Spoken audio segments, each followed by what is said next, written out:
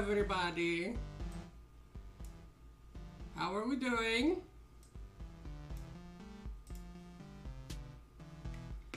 We doing good?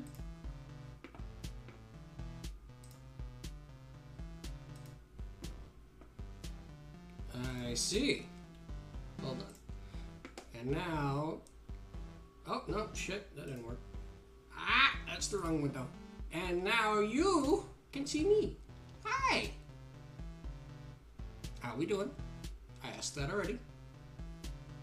I can get rid of the text now, can't I? Nope, that's the music. I need the music. There.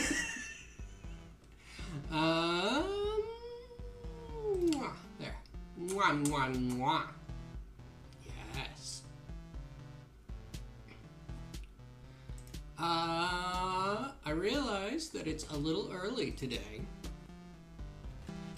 compared to how late I usually stream, but I've got other stuff that I have to do today. But I wanted to get more Disco Elysium played, and I was like, you know, if I'm gonna play it, I might as well play it live on stream. You know? You know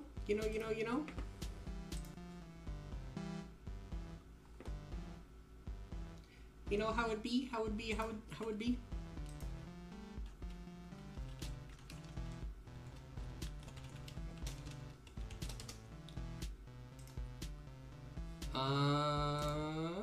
Well, with all that preamble out of the way, we can probably move over to the game. Assuming the desktop audio works.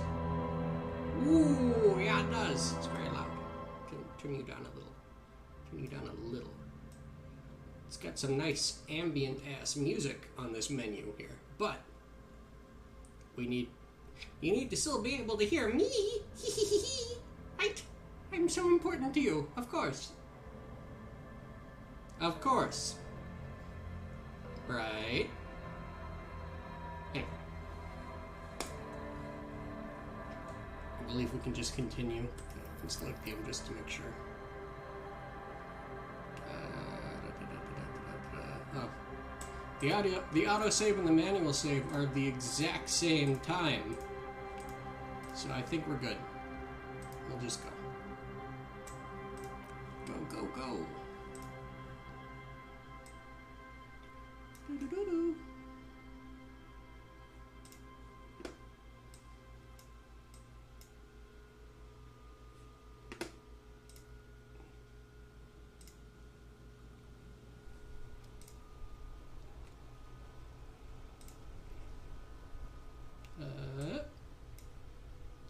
Move these windows out of the way. I need to be able to see chat while I play the video game. You know? You know how it is? No, you don't. Why would anybody know how it is? Nobody else streams. Only me. Only I exist on the earth. Oh, Lord, that's loud.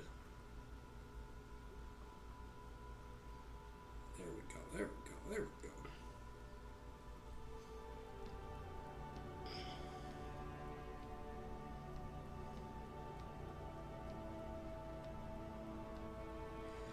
Now then, I do believe. I don't believe. I have no recollection of what our plan to do next was. Let's check our little booksy. Find money for rent. We did that. We have to do it again, though. We gotta pay for every day now. Gart, that smelly shit. Oh, right. I should also tell you this. Because I plan on being live for a little bit today, I have my glasses on because I'm going to be playing a game where you have to read for like 5 hours. So if the face capture looks a little funky, that may be why. Maybe. Anywho. Right. We gotta figure out. We gotta go talk to the lorry drivers. Be like, yo, what the fuck? Who's got the drugs? You got the drugs, sir?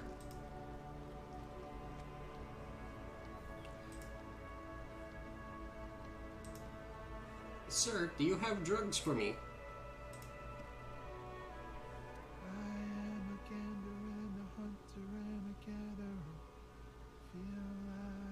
traveler. A simple little cadence. He seems to be making it up as he goes. Just keep listening. From another planet. Hey there. I am the law. You sure are, my man. Yes, people get that you are the law. You really don't have to keep saying it. No, Kim. You don't understand. I'm going to keep saying it regardless, because I think it's funny. They will all know their place below me. Haha, below me. Ha ha ha ha ha ha!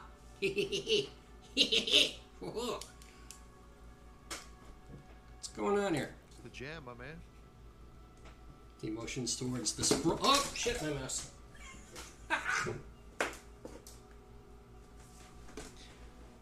Oh, lordy.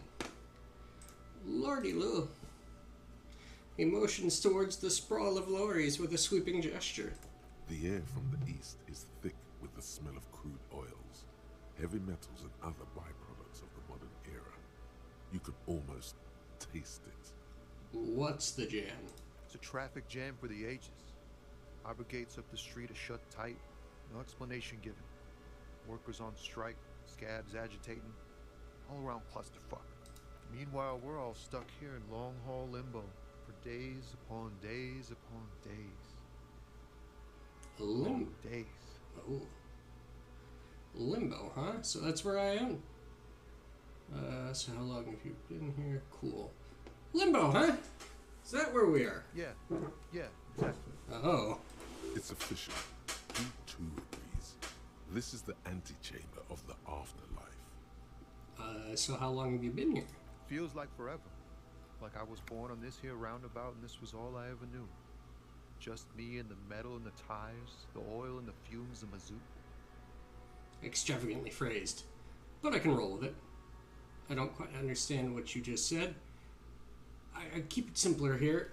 I'm here to ask questions. Crime questions. No. He seems cool. Extravagantly phrased. But I can roll with it. Yeah, imagine. It's been a whole week already. He snickers. So tell me, what do you need? Care to spare some change for a working stiff? Tell me more about this strike. Know anything about that dead man? The one hanging behind behind the hostel yard there? What are you hauling? You seem like a man who knows about drugs. You know what? Why don't we put it to a funny vote? You know? A nice good vote? Just to... I didn't get Twitch integration set up. Uh-oh. I'm good for now. Don't be a stranger. We'll ask him. I forgot to fucking get... Oh boy. Oh boy. Hoo-wee. Hoo-wee. Oh no. Oh no. Don't worry. I can do it.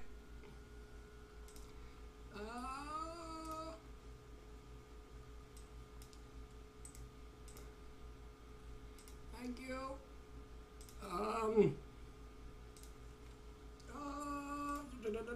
No, not that one. This menu. There we go. No, that's not it. There we go. Connect. Haha. Okay. Let's talk to the funny man Hello again. again, my man. What's on your mind? Okay, to spare some change for working stiff. Huh? Oh. No, I ain't got any money. They don't want to pay for unfinished work. They who? The bosses, man. Makes sense. First work, then pay. I don't know who these bosses think they are, but that sounds like a good arrangement for them. So you're broke. Got it. What else did you find? You know what? Fuck the bosses. Always fuck your boss. Yeah, it sure ain't good for me. Or you. I'd spare a coin or two for a city cop down on his luck. If I had saved 4 myself. Tell me more about this. Actually, no. What do you know about the crime, Mr. Poet Man? He ain't one of us drivers. I know that. All accounted for. Otherwise, I haven't really asked about that. Been wasting time right here. Keep him busy. I see. It's easy to see he's telling the truth. He's kept his nose out of the dark stuff. Busy with what, though? Analyzing the fundamental structural and psychological conditions of being stranded in the midst of a sea of motor lorries and their sad, despondent chauffeurs. Makes sense. give me 1 second. I gotta go close the door.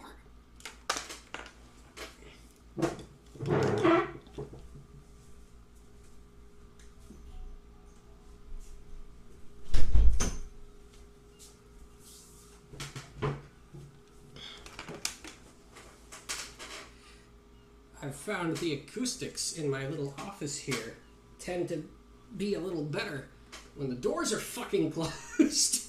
You know? Ask for his conclusion. And your conclusion? A sense of surprise there ain't more bodies hanging from more trees. What you hauling? Oh, high-grade narcotics, illegal firearms, stuff like that. Relax. He's merely joking. You're under arrest. Ha! No, I'm joking, my man.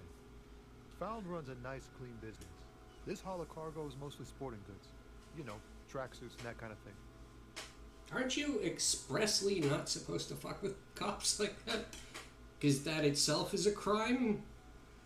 I'm not saying it isn't funny, but you know, isn't that itself something that you can get in trouble for?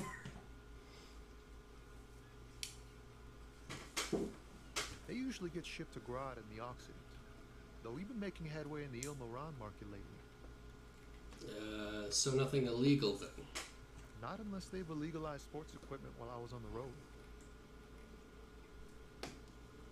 That's your machine behind you? This rockin' beauty. Sure is. Like a rash you can't get rid of. You interested in heavy-duty cargo machinery? A motor lorry, also called a camion, on Caillou and neighboring islands. This one looks roughed up enough to be some sort of found rust bucket. Maybe the A6? That's a Fallon A6 you've got there. Good eye, my man. Yup, she's an old one, but reliable. Me and her spent a long time together. Could I get one of those Fallon tracksuits you're hauling? We're pals and all, but I can't just freely hand out the merchandise. The bosses won't be happy. Right. I had another question. The man taps his fingers rhythmically against his arm. You seem like a man who knows about drugs. Ah, man. Me and narcotics go way back. Had some good times surfing the psychic waves of my own consciousness, you know? But those days are behind me. There are other addictions in my life now. Why the inquiry, my man? Do you finance those other addictions with drug trafficking? I need to get high, and I'm looking for a dealer. I'm gonna be straight with you. I'm trying to figure out who's smuggling drugs out of Terminal B. You know, this guy seems cool. We'll play it nice. Let me be straight with you here. Someone has been moving some shit they shouldn't have. We have a credible lead, sir. Someone on this roundabout is waiting for a bulk shipment from the harbor to load it on their lorry and drive it to Jamrock. Not me, man. No way. I don't need any trouble. Shit's bad enough anyway. This jam's got folks up in arms, and I'm afraid it's headed toward a conflagration. Wait, then why are you still hanging around? Who do you think could be conducting the drug trade then? Yeah. Why are you hanging out if you think shit's about to get bad? Gotta guard the stuff. Bosses don't look kindly on missing cargo, and it gives me time to work on my rhymes. A rhymesmith? This is quite credible. It goes with its cadence and way of speaking. Who do you think could be conducting the drug trade then? Look, man, I try to stay away from the criminal underbelly of Revachol. I'm a guest here. You really need to find another man to probe with those questions. We wouldn't say he's lying, sire.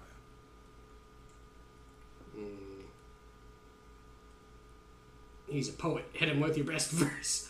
Ooh. Do we take it? I'm gonna put it to a vote, but if no one's here to vote, or if no one does vote, we're taking it. Go, go, go, go, go!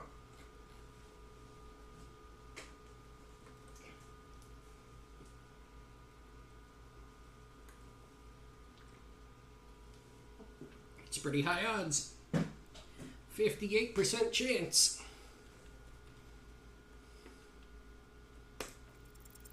Wait, there's something here, stored away in some dusty corner. It starts like... A mirror's temperature is always 0. It is ice in the veins. Its camera is an X-ray. Whoa. What else? It is a chalice held out to you in silent communion, Silent communion. That's good. where gaspingly you partake of a shifting identity never your own. Dang. That's some great shit. You came up with that yourself. I don't really know. I think that may have been.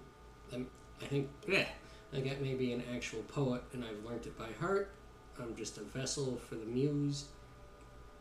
I think the words are mine. Yes. I'm just a vessel for the muse. Right. But really, no bullshit. That's great stuff. I sort of want to know if it's yours. The words are mine. Yes, of course. Fucking hey. Seems I got you all wrong. Cops aren't much known for their artistic sensibilities these days. It's good to meet a fellow poet.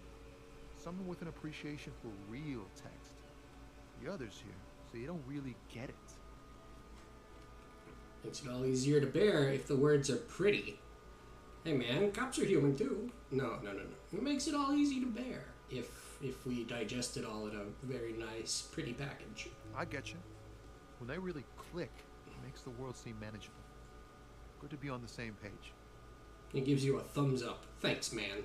You found some common ground with this man. Even impressed him. The next time you look in the mirror, though, remember those words.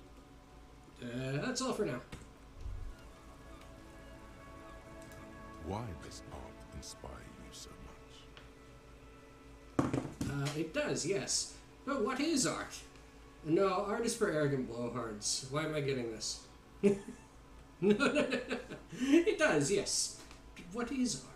Excellent question. Art is a diverse range of visual, literary, auditory, and performative creativity. It's an expression of imagination and technical skill. Additionally, it's history, criticism, and pure enjoyment. In short, art is the highest form of human communication, representation, narrative, emotion, and agency intertwined. Would I fit into the art world? I mean... Have you looked in the mirror lately? You have the exact features of a savage art critic, with that beard and those clothes, disheveled and prophetic. Perhaps you should try to critique architecture too. Hold on, is architecture also art? I guess I have been feeling critical lately. That's stupid. Architecture is stupid. Hold on. Architecture as well, huh? Of course not. It's autism. Why-oh! Box drawing. Masturbation with a ruler and a sextant, or whatever they use. You should demean and criticize the genteel institution of architecture, while extolling the virtues of the pure arts. Wait, what about music? Is it art? Only the most experimental kind. I guess I have been feeling critical lately. Yes, you seek substance. No vapid representations and reproductions of social mores as made manifest in stuffy biennials. We're talking real, living art here. Become the art cop. Half art critic, half cop. Okay. A 50% art critic is what's needed to free me up from rote repetition, so be it. Wait, but I don't have to be 100%... Wait, but don't I have to be 100% cop? To get the case finished and all that? Yeah. No. We'll take it. 50% art critic, here we go. Exactly. It's not only your duty to only catch the criminals off the street, you must also apprehend criminals of the printing press and the gallery, the trite and derivative artists and writers of the world. Go ahead and provide savage criticisms, art cop. The world is yours to rip to pieces and reassemble. Tool.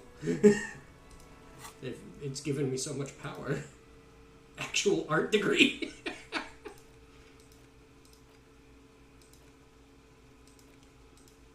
Rad. Alright.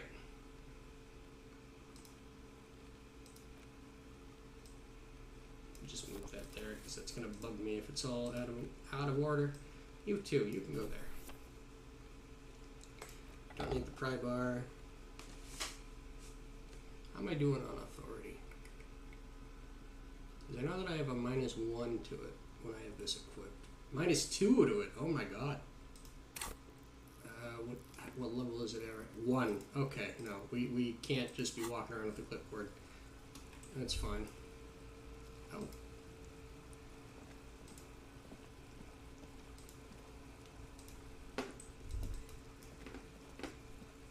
Just check on things. Booga booga! Yes, that all looks good. Alright. Onward. We have more lorry drivers to talk to, don't we? Hey, do you drive a lorry? It's raining again. Young woman looks up at the overladen sky. It was clear just an hour ago. We need directions. Of course. Where to? Actually, no, we don't. No Never mind. problem. I guess you don't. Just a gardener. Hey, man. Looking for something? You're a lorryman, right? What's your stance on drugs? Drugs? They're shit, man. I don't let anything pollute my body. He takes a long drag on his cigarette. That's pretty good.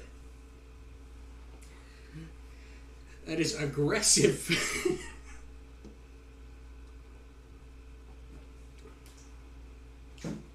You smell of booze and cigarettes. What's different about narcotics? You know where that shit comes from? Sarah Miriza, Of course. Sapre, Ilmara.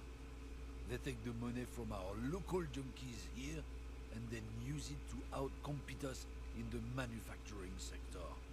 They know they can't beat us in a fair fight, so they have to get us to weaken ourselves somehow. It's racial sabotage, racial economic sabotage. Oy. So I take it you're not smuggling drugs out of Martinez. Listen, I agree. It's our responsibility to keep the poison up, blah, blah, blah, blah, blah. That's all I needed to know. Don't let me... Now let me ask you something else. Don't let me ask you anything. Don't let me talk to you, please.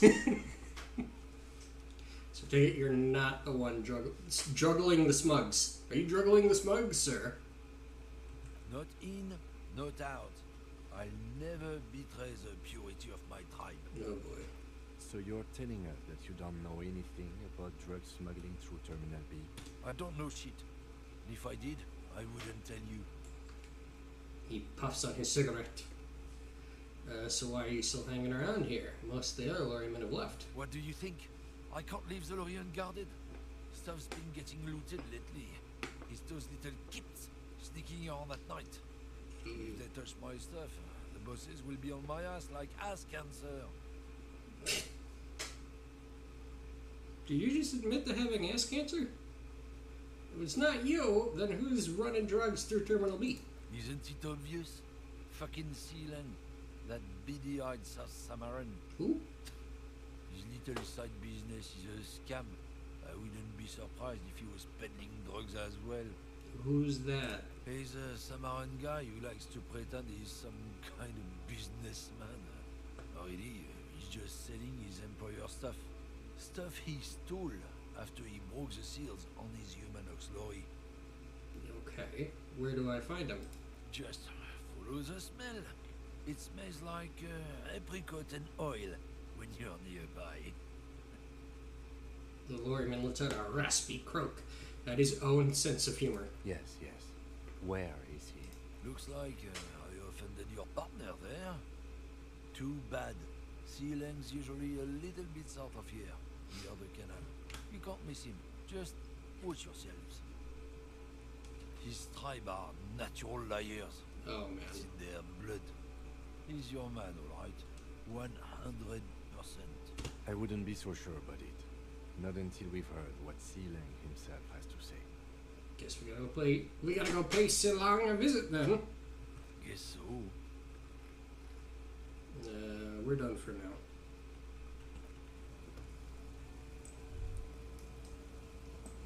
So we got Sealang. Oh, we can go talk to this thing.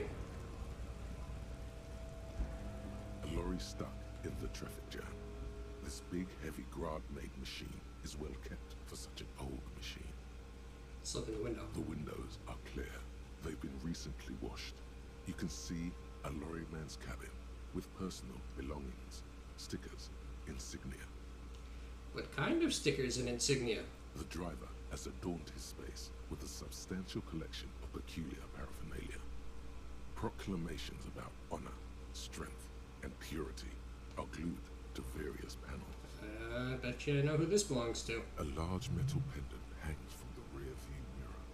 The pendant features a sun crown with wavy rays. It is a seal of Royalist era Revachol. What about the back seat? The back end of the cabin has a small perch to sleep, large ashtrays. There are several suns and wheels sewn into the curtains. A book with ragged edges catches your notice. The front cover features a large, muscular man. The title reads, Man from Eondal in the Lost City of the Pygmies. Ooh. Ooh. Racist nationalist paraphernalia. I'll bet. Not unusual in this part of town. This is our guy. Lieutenant nods towards the racist lorry driver. Think the lorry belongs to our tough guy? Likely, yes. This guy's proud of who he is. Drapes it all over his machine. I see.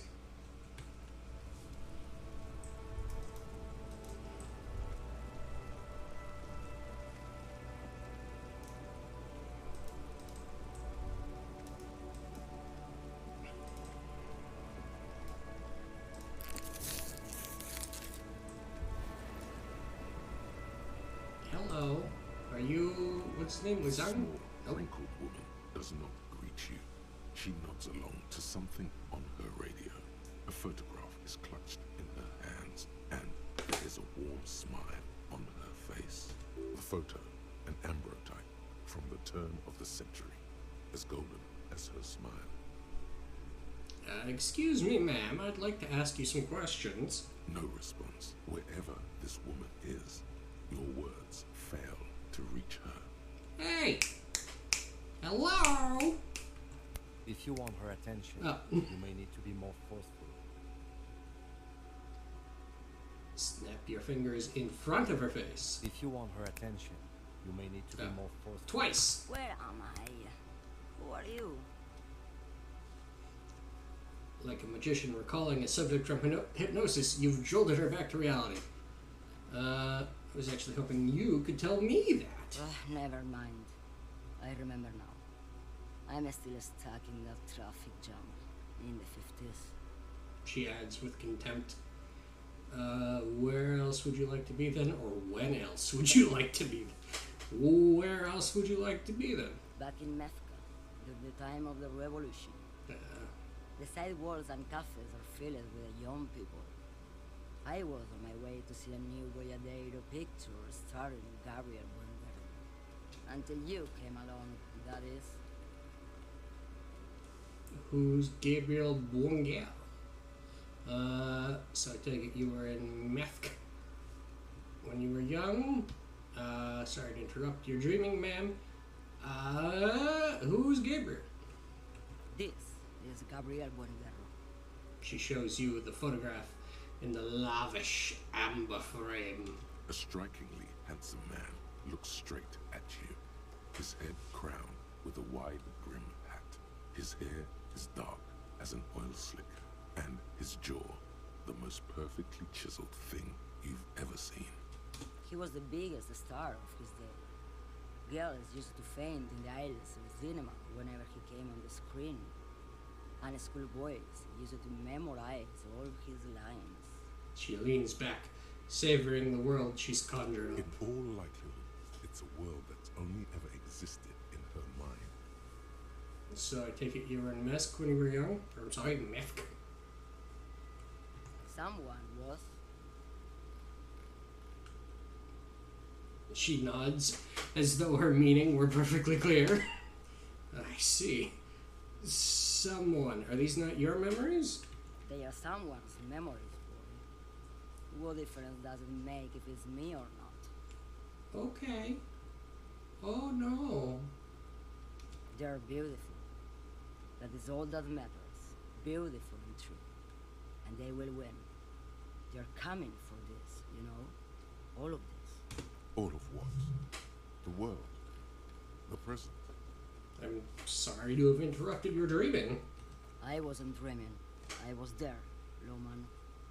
It was early spring, and the mine behind the black sun had just come out. The posters were 20 meters tall. Everything was golden. Her eyes narrow, as she appears to take your measure. While you, people, were tearing each other apart over your petty little revolution, meth was a golden age. The Republic of Mesk is a massive confederation on the Isola of Muindi, the world's largest state by territory. It's a petrostate, a constitutional monarchy, and, as of recently, an outcast due to its tilt to the far right. Ooh. Right. I have some other questions for you. Police questions. Why not, Harife? It's not like I have anything better to do in this hellhole. She settles back against the railing of her motor lorry. Behind her, mountains of memorabilia, photos, and knickknacks line the dashboard. What you hauling? Diamonds. Diamonds? Really? Of course not. But wouldn't it be marvelous if I was? Okay. But what are you really hauling? Whatever stupid things they put in the lorry, I imagine. So you don't know what you're hauling in your own lorry? I quit concerning myself with that a long time ago. Besides, I don't drive the lorry for the cargo, if you know what I mean. Don't think I do know what you mean. Of course you don't. Hold on. Diamond, of course not. Whatever stupid things they put in the lorry, I quit concerning myself with that a long time ago. I didn't mean to Besides, end that I don't drive part of the the lorry for the conversation. cargo, if you know what I mean. I didn't mean to end that where it was, so quickly click this through again to get us back to where we were to ask, what if the cargo is contraband, though, lady? Then it's contraband, Loman. What? Do you want to take an old woman in? Be my guest. Lock me away like Bad Hand Hermenegildo. Okay. Bad Hand. Hermenegildos' bad hand strangled 300 people. What can I say? Some people just really like strangling people. That's pretty good. That's solid. I still don't really understand this whole Boyadero thing. Of course not. To truly understand the Boyadero, you need to listen to on the Western Plain. The Boyadero, Boya for short, is a cow herder from upstream Magritte, the great steppes of northern Mesk. People like Manana at the gates have turned it into an ideology of sorts. Okay. I've got too many records to listen to as it is. Change the topic. Okay, what's that? It's an old ballad about a young girl who falls in love with a daring Boyadero. He promises to marry her as soon as he returns from the Western Plain. And they live happily ever after? Don't be stupid. The Boyadero returns from the Western Plain a changed man one night. As he and his beloved are out walking along the river Margaret, she pleads with him to give up his riding and settle down. In the background, you can hear the orchestra swell as the screen fills with the maiden's imploring eyes. So he gives up his riding and settles down, right? No. The Boyadero strangles his beloved Wait. and throws her body in the Margaret. Then he rides off, because the Western Plain is calling to him. That's not where I thought that was going. You have to understand. A A true boyadero needs a whole horizon to himself.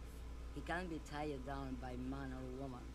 His beloved was selfish. She didn't know what it meant to love a boyadero. Before I came, you seemed away. She's just a distracted old woman. We should maybe let her get back to her things. So he doesn't think she's a smuggler. You hear that, Loman? I don't think your partner likes you spending too much time with me.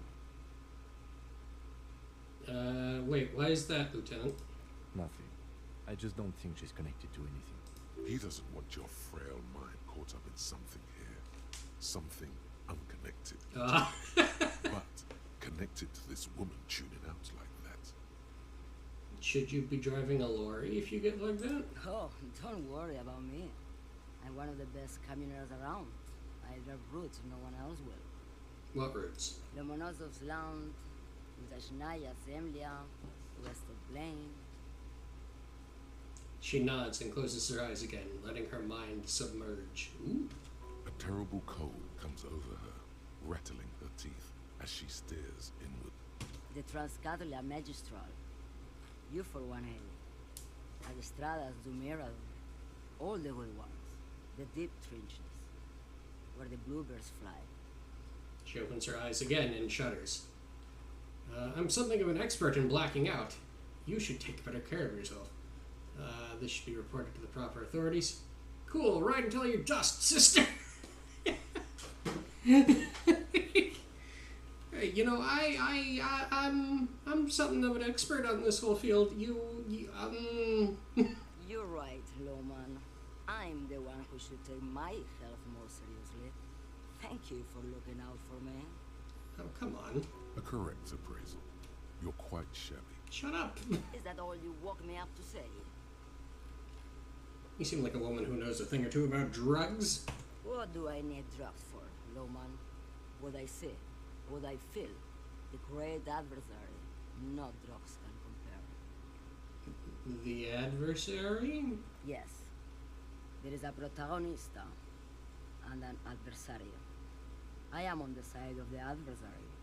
There's no coming back from that hole. Okay. Those epithets are familiar somehow. The great adversary. The great unrest.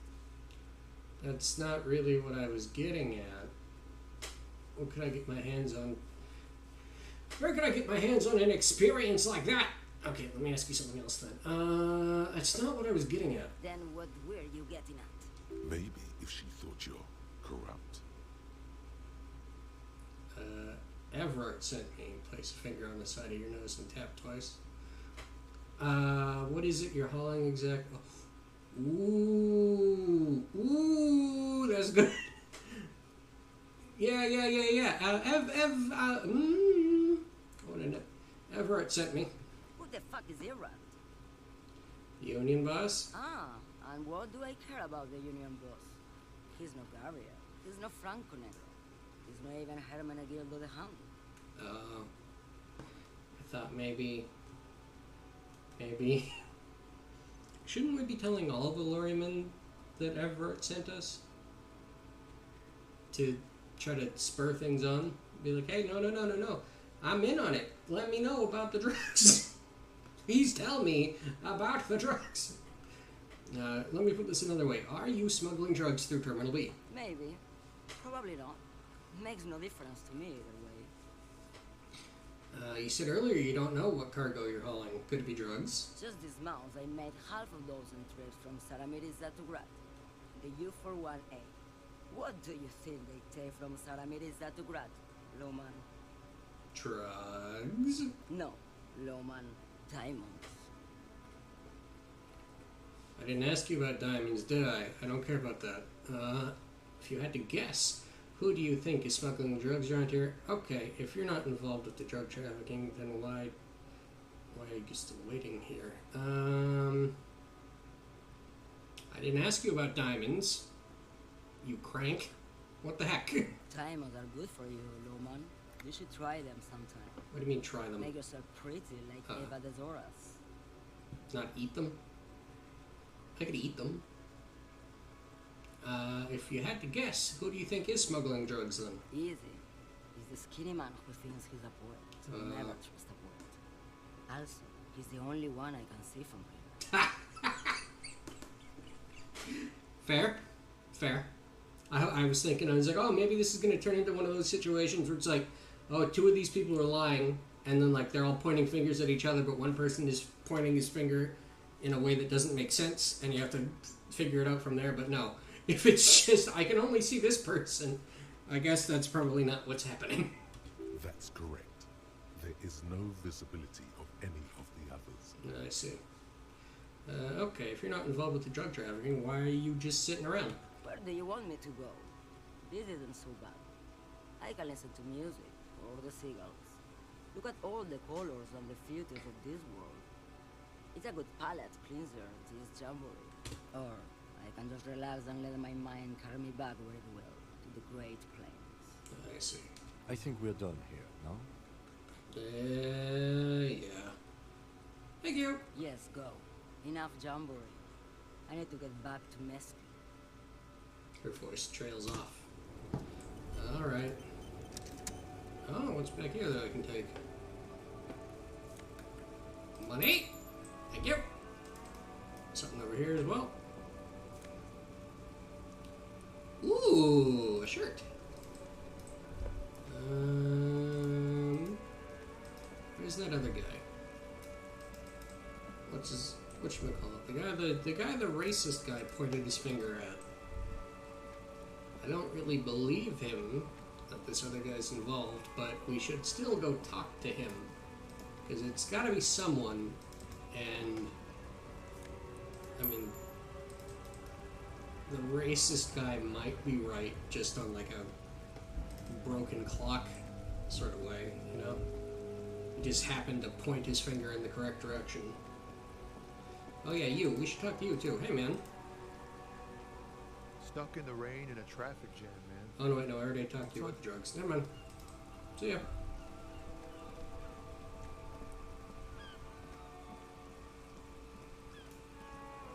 Hi. You see a Samaran street vendor surrounded by a motley assemblage of goods. When he realizes you're looking at him, his face breaks into a wide, welcoming grin. Huh. The name Sileng is embroidered over his breastplate. Happy shopping, officer. Everything's cool here. He gives you a thumbs up. Thanks, man. What's so cool, though? Everything's cool. The goods are cool. The customers are cool. The place is cool. And one more thing, officer. From out on the bay, a cool wind gathers. It sweeps into the city, tugging at the textiles hanging around the stand. Some distance away, the sound of a tin can clattering across the street can be heard. You're very cool. Bang, bang, bang, bang. Really? You think I'm cool? I'm not cool. Whether I'm cool is unimportant. I have police questions for you. Really? You think I'm cool? Me? Oh, yes. You got style. You got personal style. You know what you like. He surveys his consumerist kingdom with an air of satisfaction. You like premium menswear. Look around and browse. Everything looks cool on a guy like you. Take your time. He settles back into the pile of boxes he's sitting on. Don't be distracted by the flattery and funny man act. Questions? 58% chance to be like, yo, hey, shopkeep, could you give me the money though? I need money. Give me money. Give it to me. No need to dress this one up. Just tell him what you want. You, I want your money now. Oh, okay. But why, officer? Because I am corrupt. I don't really remember how it works though, being corrupt. I mean, I don't know. It was just the only thing I could come up with in my head to ask you. I need to get money somehow. Ah, yes. Money is very important. The street vendor nods, dead serious. Are you trying to ask for a bribe? If so, you're not doing a very good job. Damn, Kim. Damn. Damn. Sorry, detective. The man grins as if the entire incident is already forgotten. Where are you from, Siling? Me? It's a boring story, officer. Who cares about the past? I'm all business now. All Revachol. This man probably comes from Seaguy, sometimes known as the Apricot Suzerainty, an archipelago in the Samara Isola. I see. You're from the Apricot Suzerainty, right? Apricot Suzerainty calls to mind an era when the Seaguy archipelago was colonized by Revachol. It's a bit of a slur, in other words.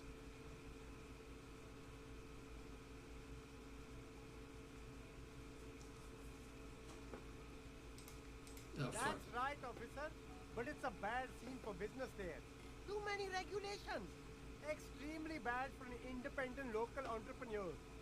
Hey, why not support this local entrepreneur? You can start by buying a pair of sexy pants Ooh. or cool sunglasses. Maybe some macaroni. Ooh. Could always go for some macaroni. So, Siling, what's your stance on drugs? Drugs? I don't go in for that, officer. Drugs ruin lives. Unless you're into drugs, of course. These drugs are excellent. Mwah! Tasty, tasty drugs. I'm super into drugs. Do you have the drugs? No, I feel like this is gonna get me in trouble with Kim. I don't want to get in trouble with Kim. I like Kim.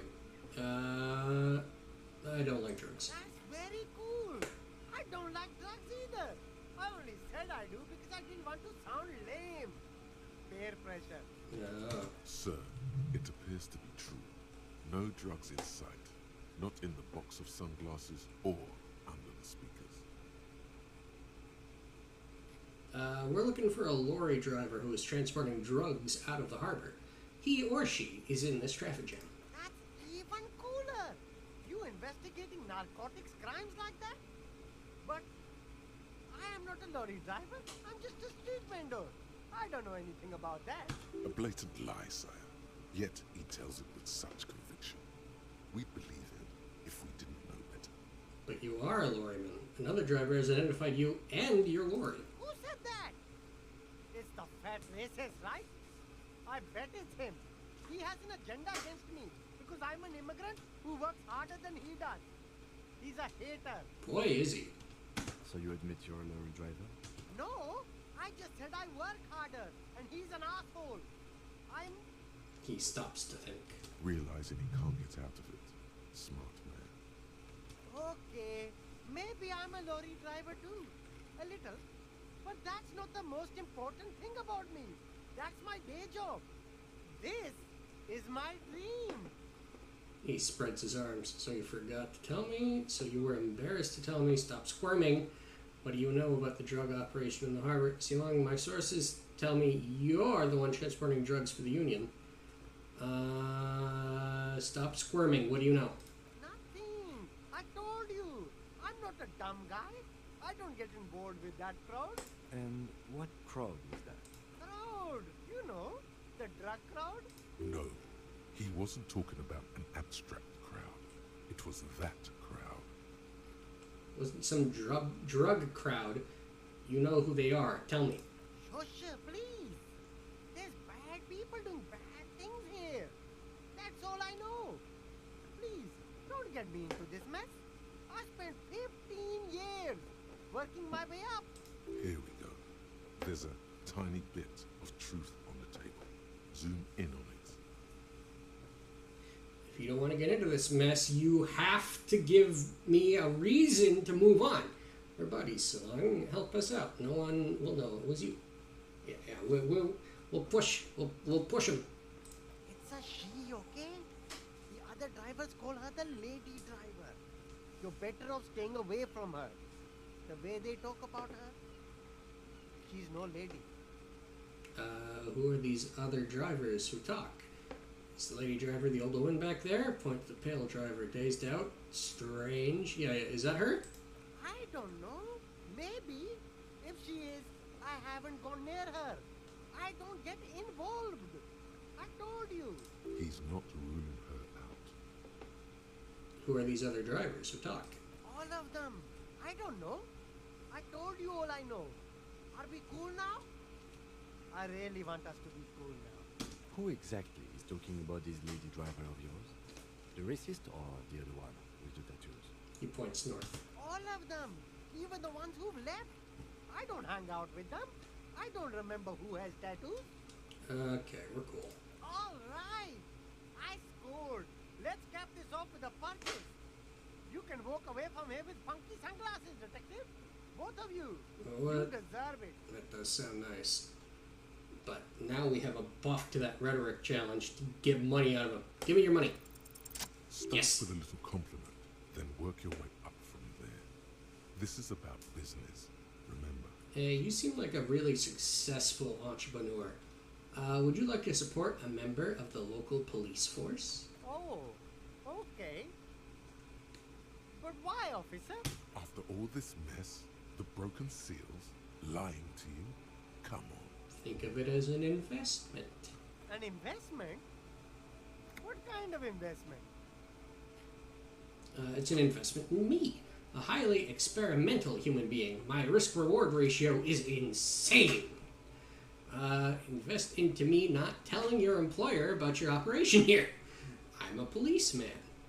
It's an investment in good relations with the RCO. It's an investment in your customer base. Gotta prime the pump, man. Yeah, no. We got lots on you already, dude. Invest in me not ratting you out to your boss. Fuck the boss. But I need money. Ha! That! You drive a hard bargain, officer. I respect that. Okay. What's it going to cost me? Be reasonable. 1 million real. Officer, do I look like a juggler? I don't have that kind of money. Be reasonable here. 10 real. Sounds like a fair deal all around. He takes a 10 note from a leather pouch. Corruption. Kim, come on. Give me a break here. I'm gonna buy something at his It's shop. just like bus or seagull. A kid watching out of a window describing things going by. He doesn't like it too much, but what do you do? I'll take a look around. What do you got? What do you got for sale? What's this? There's a pile of cheap sunglasses in a small box. A variety of shapes and We colors. got 15 bucks to fuck around with. We gotta keep 20 safe to buy ourselves another night at the hotel. But we got 15 bucks to fuck around with. You like sunglasses, officer? I've got the latest styles right here. The vendor takes a pair of sunglasses and sticks them under your nose. Stylish shades, huh? They'd be even more stylish if you paid for them with net worth. Go over and ask him. What are you talking about? These are all boring. Boring third-rate ho-hum sunglasses made of cheap Syrahese plastic. The kind of plastic that melts in the sun. Oh. Why would you make those out of that? That seems like a real bad plan. Those UV stickers are almost certainly just there for the show. If anything, these lenses probably direct more UV light into your pupils. A UV magnifier. Ugh. These are all first-rate sunglasses. Premium design, superb material, very cool, UV resistant. These will definitely keep your eyes safe and cool while doing your dangerous police work. Let's try again. We got a 58% chance, and it's a white check, so we can just come back and try again if we fuck it up. And we almost assuredly will fuck it up, because it always seems to happen that we fuck it up once. No. Yeah. All you find is this lime-colored cellophane visor, produced by a bargain sportswear brand called Amphibian, apparently. There's a malformed green frog on his bent cap. Oh, cute. Oh, that visor is perfect for you, officer. It'll definitely keep the sun out of your eyes while you're shooting criminals. Bang, bang! And all for a mere 6 real. Hey, at least it might actually offer some protection against the sun. Not like those cheap plastic shades. Kim, are firefights something we should be prepared for? I hope not. You don't like it? Sure, Square Joe. No problem. Let's get you some real shades. We'll come back. Come back to that. What's this one? There are clothes inside. Cheap second-hand clothes, smelling of strangers' body odors. I gotta pee. We're gonna go here. I'm gonna mute the desktop audio. And myself. Turn the music up. I'll be back!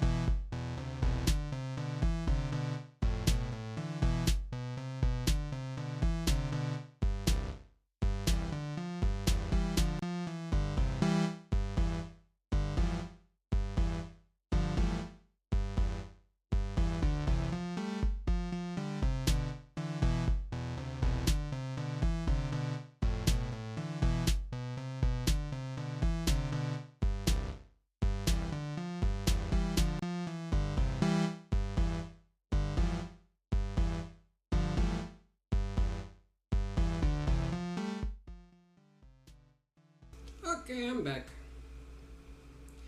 Did you miss me? Did you miss me? I missed me. I always miss me.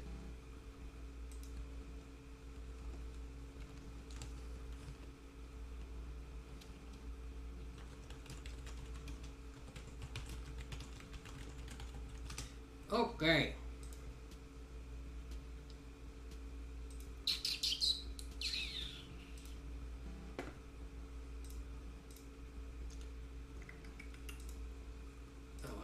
I should. Watcha! Hello, hello. There we go. Turn that up a little bit.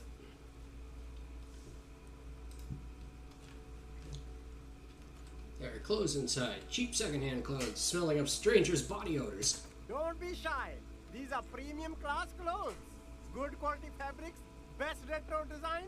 Save the economy with your style, officer. How about some premium class service over here? Like paying with net worth. Go over and ask him if you can do that. Why do you keep saying that? I'm not gonna do. I like this guy. Save the economy, That sounds off. Save the economy. What are you talking about? Haven't you heard, officer? We've got to be economically conscious. Recycle your cash, keep it in circulation. Don't buy new things. Buy eco. That doesn't make any sense. Why exactly does the economy need saving? Look around, officer. You see all these premium goods just sitting there, not getting bought. We've got to keep the flow of goods moving. Okay. Is this really the economy we want to leave to our children?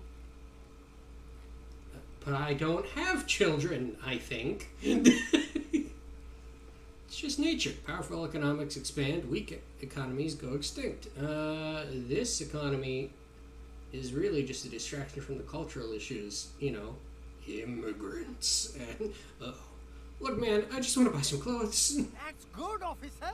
That's exactly what the economy wants you to do. Okay. Let's take a look through the You box. find your hands deep in tattered and faded garments made from weird polyester blends that make your body itch and sweat in all the wrong places. The box smells like cat piss or like an old person with no money. Damn. Economical, but also trendy. Look first hand, buy second hand. Keep the economy moving. You keep shouting about that. High composure check. We'll do it. Something cold grazes your hand. Synthetic and sleek. A windbreaker. Surf, it says, but also wind, summer, 100% waterproof, and sport. All in different typefaces. Oh, good. Practical, and yet it may deaden your senses to the world around you. Possibly because of the awful typeface. Good choice, officer. Mega sporty. And it's only $4.50 for you, sir. Yeah, gimme. Gotta prepare for springtime, right? Mr. Defender seems pleased. Alright. You know, give me that visor too, why not? The shine on Stylish shades, huh? Give it. sporty and practical, officer. Good choice. Give me the shades recommended. Abort. These are hideous. What's more, they don't even fit your face. You can feel them pinching your nose and chafing against your brow. Damn, officer. You look like a mega secret spy. Very secret. They're practically made for you. I'll let you have them for $2.50. It's going to be very difficult for anyone to take you seriously with these things on your face. No, you are definitely not buying those. Don't tell me what to do, Kim. I like those glasses. No, I can't. We can't walk around with you looking like this. Okay, fine. Go ahead. If you want to look like a walking midlife crisis, then who am I to interfere?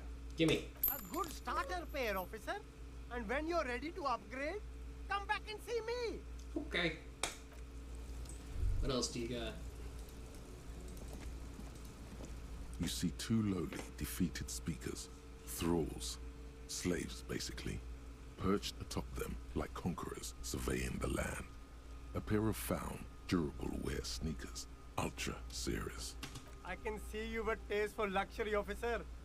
Can't keep your eyes off those sneakers? Speaking of luxury, you should go over and ask about paying for those sneakers with your net worth. Let's take a look at the speakers. These once respectable speakers have been conquered, reduced to a mere prop by the indomitable found ultras atop them. Ooh. A small heat emboss on the veneer reads, Solidarity Aid from the People's Republic of Samara. The speakers themselves don't seem to display any magical qualities. Oh. No, don't look at the speakers, officer. Look at the sneakers.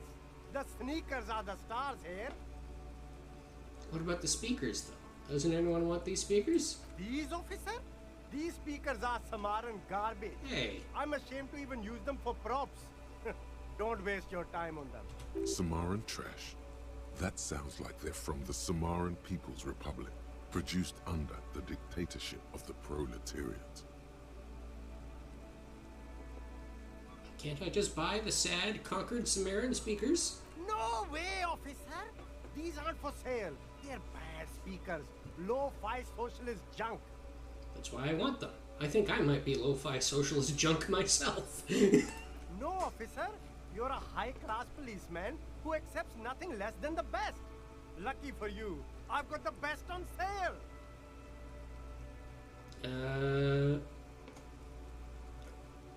You don't know what I am. I don't even know it myself. I want the speakers. Well, if you want them... But see, they are the pedestal for my sneakers. If I let go of the speakers, where will the sneakers go? I can't leave premium lifestyle sneakers on the ground. If, on the other hand, you wanted to buy the sneakers too, I could maybe throw in the speakers for a little extra. 50 cents? Fun. Damn. So you have to buy the sneakers first. A pair of Found Ultras. The design is impossibly sleek and simple. A futuristic silhouette with a sleek monochrome colorway, a jet black upper, and a silver-lined midsole. Those sneakers, mister. Those sneakers are the latest Found sneakers.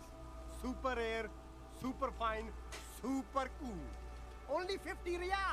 That's not too bad, I wouldn't think. From then again, I don't know if this man is entirely to be trusted in terms of whether or not he's overselling his shit. Only that's madness. Found Ultra. We're the future. You remember the slogan from some magazine? Well, I don't have enough right now, but I'll be coming back for him.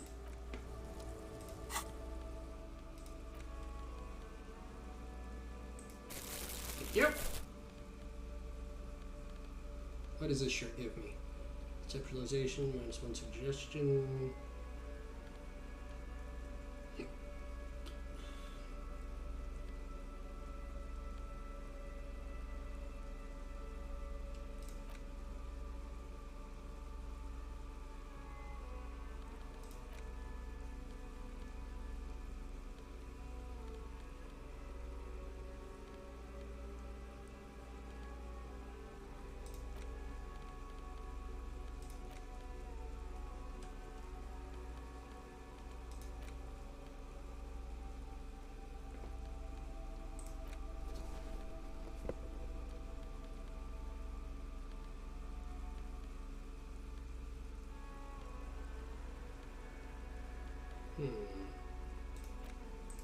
Where are these two?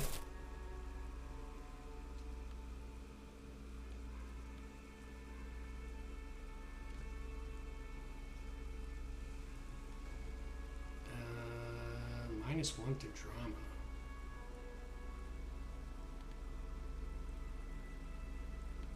I like visual calculus more than drama. So yeah, I think this is good for now.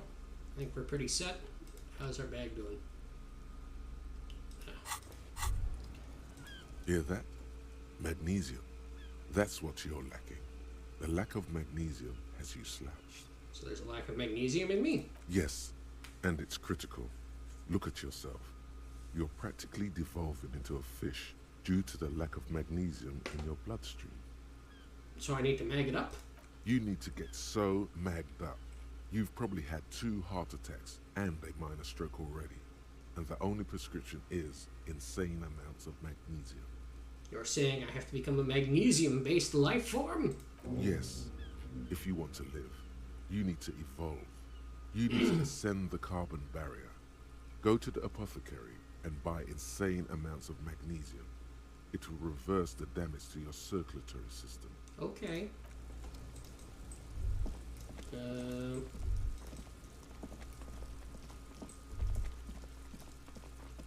what's in here?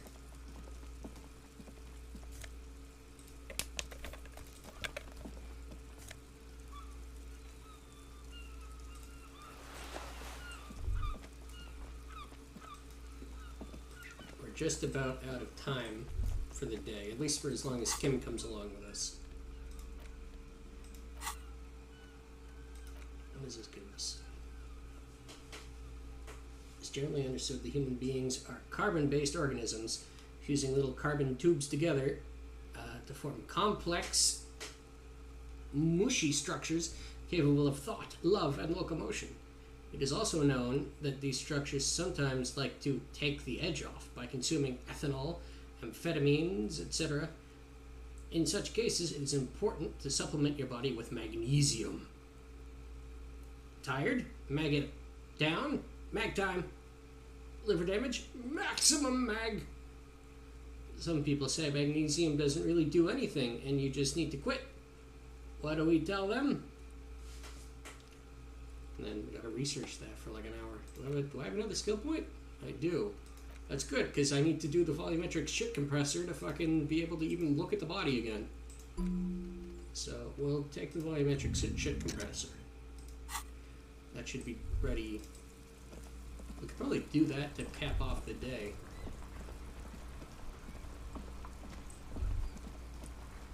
Don't need to talk to you guys. Hey.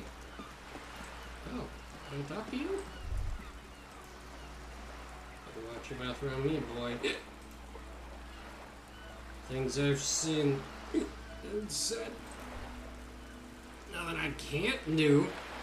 I'm the job for every man. Oh, shit. I kicked out every joint and rubbish roll. Okay.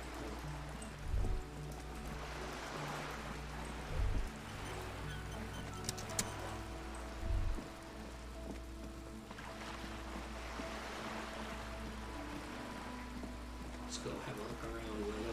We got a bit of time. What's this? Just an ordinary wall. Nothing to see here. Ooh, got some pretty high percentages this time. Let's read what's given us these boosts. In the dimming light, some things become clear. You have a keen aesthetic sensibility. I guess that's because we're art cop now. Cindy's artistic impulses are infectious. Let's have a look.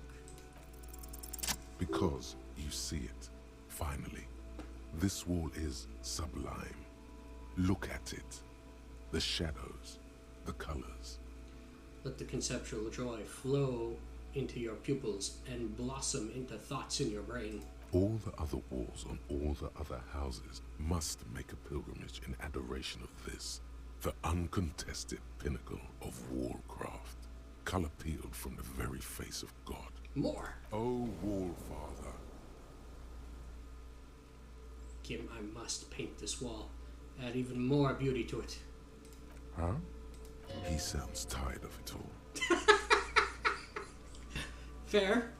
Cindy the Skull has all the necessary materials. Talk to her. First, I know you're tired, Kim. But take another look at this wall. Draw nourishment from its beauty. Mm-hmm. Sure. The lieutenant looks up at the wall reluctantly, then back at you. I must talk to Cindy. Get the necessary materials from her. If you must. Poor Kim. Add even more beauty to the wall. Luckily, that's not a timed one.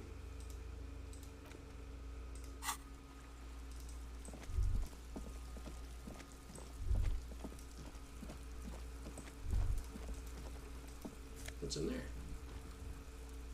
Bum hat and nosefed. Not bad. Oh, what's this? This must be it. The basement door is weather-worn. The copper nails holding the upholstery in place have turned green from sea air, and there's a knocker shaped like a lion's head. Let's press our ear against the door. The leather upholstery is worn and rough against your jaw. You don't hear any movement. In fact, it's oddly silent in the yard around you. No birds chirp. Let's give it a little knock. Maybe they're home. You knock silently. The upholstery muffles the sound. No response comes from the apartment. I guess no one is in. Lieutenant, what's your opinion of this task we're undertaking? Let's be honest. This isn't what I joined the RCM for, but every day tells you something new about yourself. Still inspecting the padded door. Apparently, working with the local union boss to get info on an investigation is not something I'm squeamish about. So you don't mind if I unlock the door? I mind that the local thug is using the RCM for his busy work. But if this gets us to the bottom of this hanging, then I'm willing to look over it. On the other hand, we could just leave and tell Evrart we opened the door. No one seems to be tailing us to see if we actually did it.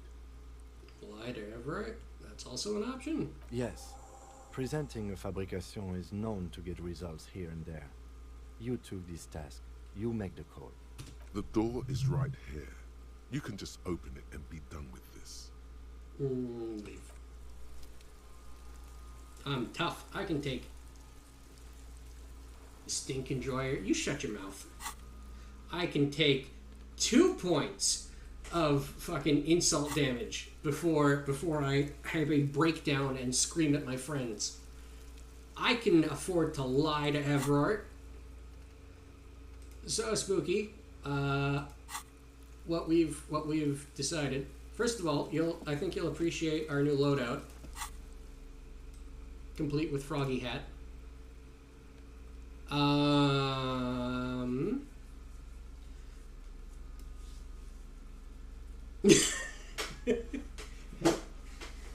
We also have funny bad sunglasses that do not fit. Which is funny because I'm wearing glasses today too, since I'm going to be streaming a game where I have to read for a bit and I don't want a headache.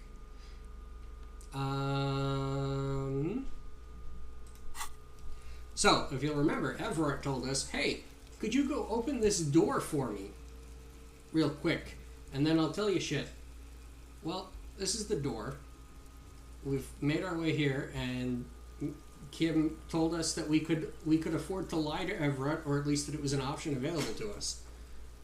And that's what we're gonna do, because fuck Evrart. So yeah, we're gonna lie to him about that. However, we're almost out of time for the day. Like, Kim goes to bed in literally 1 minute. We have one more action left before Kim just leaves us. Kick him in the balls and his brother's balls at the same time. They might be the same person for all we know. It's really weird how that works.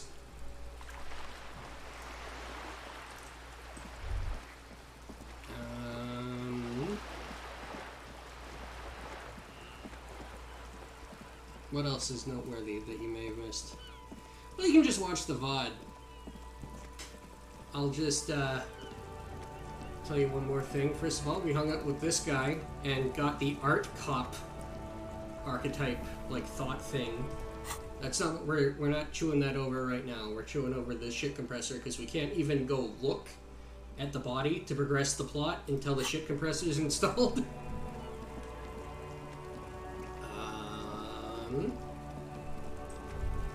We asked around about about who's been smuggling drugs.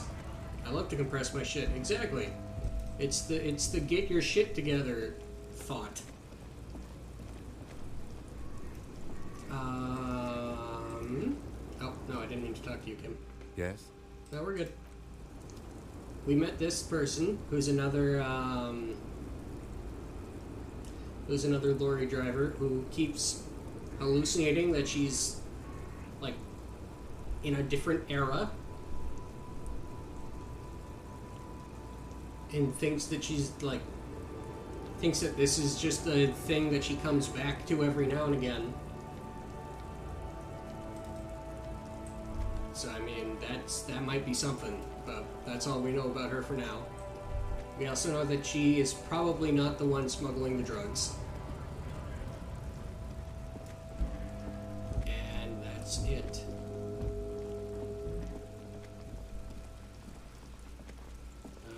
You know what? I think the last thing we'll do for the day is we'll go sell our tear, and then we'll go to bed too. Now that said, you can stay up after Kim goes to bed and cause trouble, basically. Like, that's when you can get shit done. Like, if you're doing a playthrough where you're gonna be the type of person who, like, does drugs. The tear machine stands in the corner. A sign said your bottles clunk into the machine and the money. You can go do those drugs at night when Kim isn't around to suffer no repercussions as far as he's concerned. Because he didn't see you do them.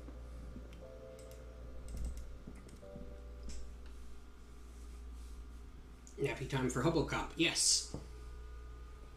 I'm sorry if my eyes are flipping out a little more than usual. Like I said, I'm wearing protective lenses to keep the hazardous light out of my precious eyeballs. Also, he isn't delivering drugs.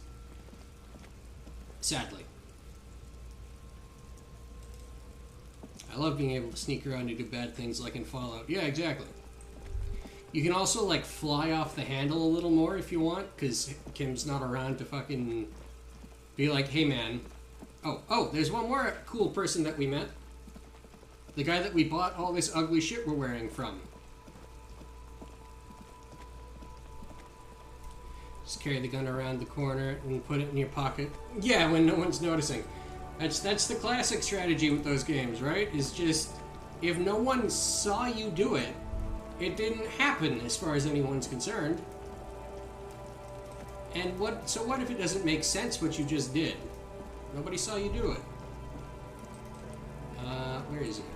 He's in like a really weird spot. Is he up here? No, he's further south than that.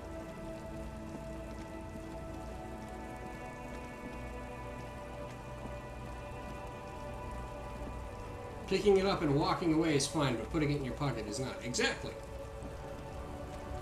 Even if you technically don't put it in your pocket, like if you have an unequipped or an unset weapon slot, and you immediately pick it up to fill that slot so you automatically are holding it. So all you've done is move it into your, like, you've put it in the firing stance, more or less. You've gone from, like, holding it like an object to holding it like a gun. And it's like, oh, no, not now, it's his. We met this guy. This guy's rad. Everything's still cool here, officer. He's a lorry driver as well, but I guess he got fed up by the jam, so now he's just selling shit that was in his truck. Yeah. We bought the sunglasses and hat from him. Shine on these sunglasses lasts a lifetime, officer. 100% guaranteed. Stylish shades, huh? They'd be even more stylish if you paid for them with net worth. Go over and ask him. This one keeps asking me to do that with this guy, and I don't know what that means, and I don't want to. I like him. I wanna give him the money. Even though I did shake him down for cash immediately. That's good, officer. Keep browsing those clothes, keep saving that economy. If he really wants to save the economy, he'd let you pay with net worth. Go over and ask him if you can. Is there anything else in the You find your hands deep in tattered and faded garments made from weird polyester blends that make your body itch and sweat in all the wrong places. The box smells like cat piss or like an old person with no money. Economical, but also trendy. Look No. first hand, buy Okay. second hand. Keep the economy moving. Is that where that box went? Yeah, they stole your piss box, Spooky. What are you gonna do? So, there's only two things that are even left to buy from him, because I really like him. They'd be even We have more to up our stylish if you paid for them I'll with just wait for him to net shut up. worth. Go over and ask him. Fuckers, no more piss for them. Yeah. We have to make a skill check to try to find a cooler pair of sunglasses in the box to buy off him. And also these speakers and sneakers, which you buy both The of. speakers below are banged up and worthless. The sneakers triumph over them. They're the star of the show here. You should go over and ask him about paying for those sneakers with your net worth. But we need $50 for these shoes. However, he does throw in the speakers for an extra 50 cents, which we do need for the karaoke side quest, if you'll remember that. We need our own speakers, we need our own CD player, and we need our own CD.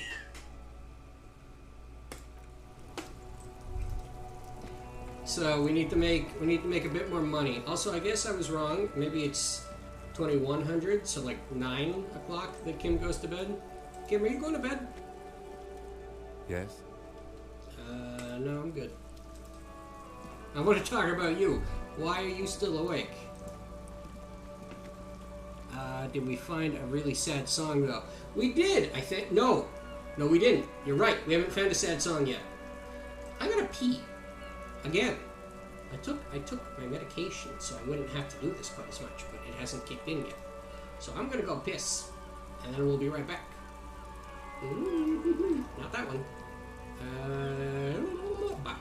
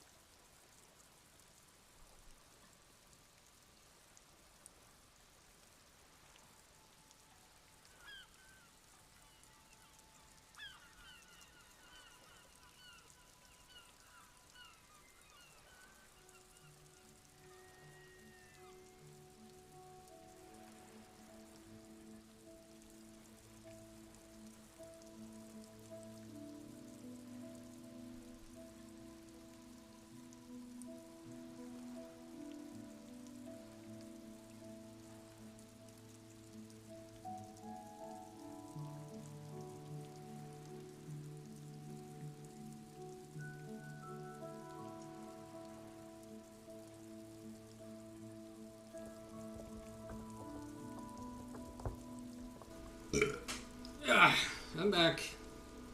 miss anything cool? Stop taking my gimmick. What's your gimmick? Is your gimmick peeing?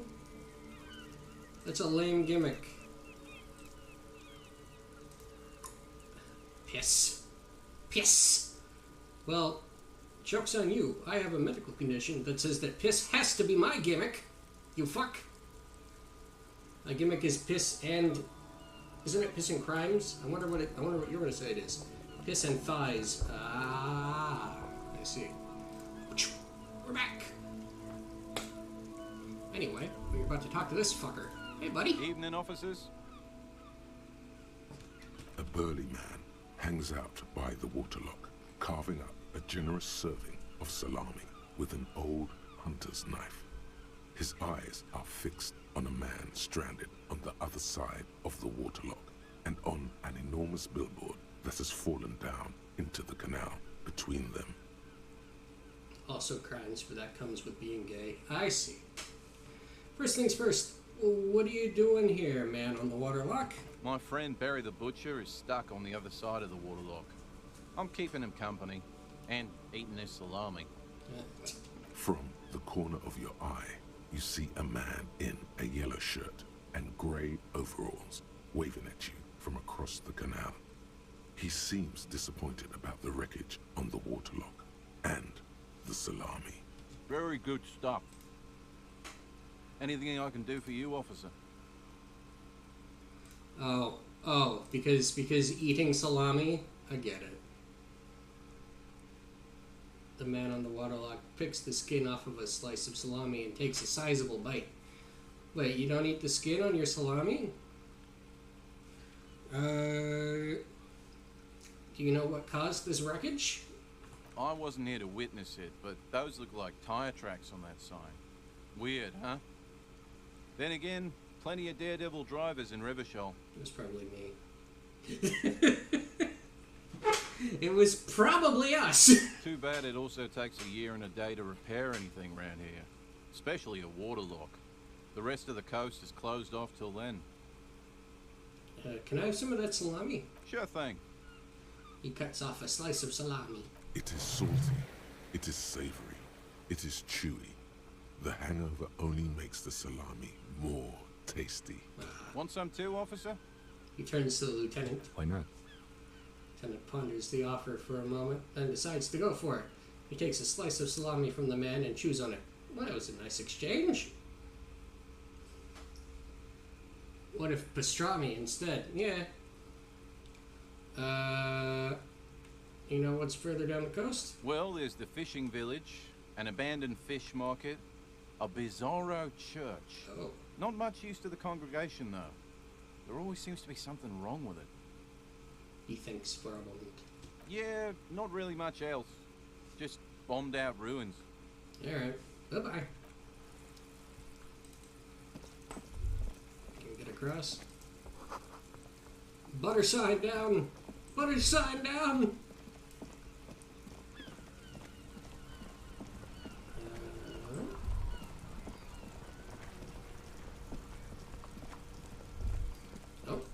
All around you, rain falls on the great city of Revachol. Rain drips from the eaves and floods the gutters, washing the filth away. Oh. The spring thaw must be here. The snow is melting. What am I doing? Looking up at the sky, cold water dripping from your hat. Oh, I am wearing a hat. That's cute. What do I see? Grey sky like great battleships, clouds colliding with one another. Rain falls down on the world. How's it feel? Your shirt sticks to your chest. The shoulders of your jacket grow heavy. The cold finds its way under your skin. You shiver, and the city shivers with you. You're not dressed for this weather. You should get an overcoat or a patrol cloak. What is in the west? Sheets of rain over the water. A flight of stairs leading into the ocean. Wave after wave washing the coast of Martinez, with its motorboats and gently swaying reeds. The ruins of a half-sunken sea fort crumble on an inlet beyond the Bay of Revachol. Ghosts rise into the sky. Who are you, ghosts? The skyscrapers of La Delta, the financial district. Faint golden light seeps from the office windows. What's down the shore? Urban coastline, rain dripping off Eternite-covered roofs. Cinder blocks left over from half-finished construction. A defunct research and development building, once seized by revolutionaries. An old wooden church stands on stilts above the water. And beyond that? Coal City, end of all lines. Run your fingers through your dampened hair. How do I have to read this? Your hair is an oily mess, flecked with the ash from neighboring coal plants. Smokestacks rise somewhere in the distance. What's in the east? There's a fleet on the corner. A plastic coat is folded into a small triangle under the counter by the window. Beyond that, the strike breakers have gathered. The great gates of the industrial harbor are locked. A chill runs down your back. You shudder like an animal trying to shake water from its hide. Clench your teeth to stop shuddering.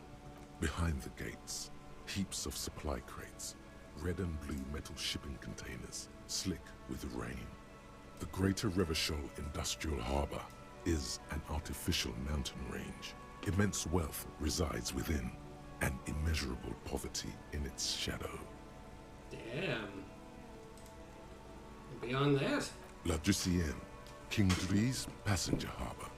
Cruise ships flanked by dock arms. Cranes watching over the mouth of the river distributary. What's across the distributary? Couronne, the lower middle class. Distributary after distributary cuts the city blocks in half. 7-story buildings trail off into the rain. What is beyond the Couronne? A silvery curtain of rain over the houses. The class divide. You have never been there. They don't need the law east of the river. I see. To the north. Tower blocks crowd one another. 4.46mm bullets still lodged in their war-torn stone walls. Hallways collapse from the mortar hits of a war that was lost long ago. Clotheslines go to waste in the rain. Radios play. The evening news. And closer to here? A yard. Rain falls onto the roof of a woodshed. Coal leaks into a puddle beneath a dead man's feet. He swings from a tree, bloated. Droplets of rain slip from his cold cheeks. This feels like a check that was supposed to go off a little earlier. Because a lot of this is stuff that you've heard a couple times already. Oh well. Let's keep going. What's in the south? A traffic jam. Rain thrumming on the roofs of motor vehicles. Inside, drivers watch water streaming down their windshields. The statue of a king shudders. He too is cold. The canal bridge has been raised. What's on the other side? The road ascends. A raised motorway loops above the ghetto. Beneath its concrete columns, a sea of rooftops, woodwork, and tar stretches northward. 4-story buildings as far as the rain can fall. The snows melt in Jamrock. What is Jamrock? Revachol is the capital of the world. Jamrock is the capital of Revachol. Droplets form on your eyelashes. Ooh. It's home. Wear the hood, wear the hood, wear the hood.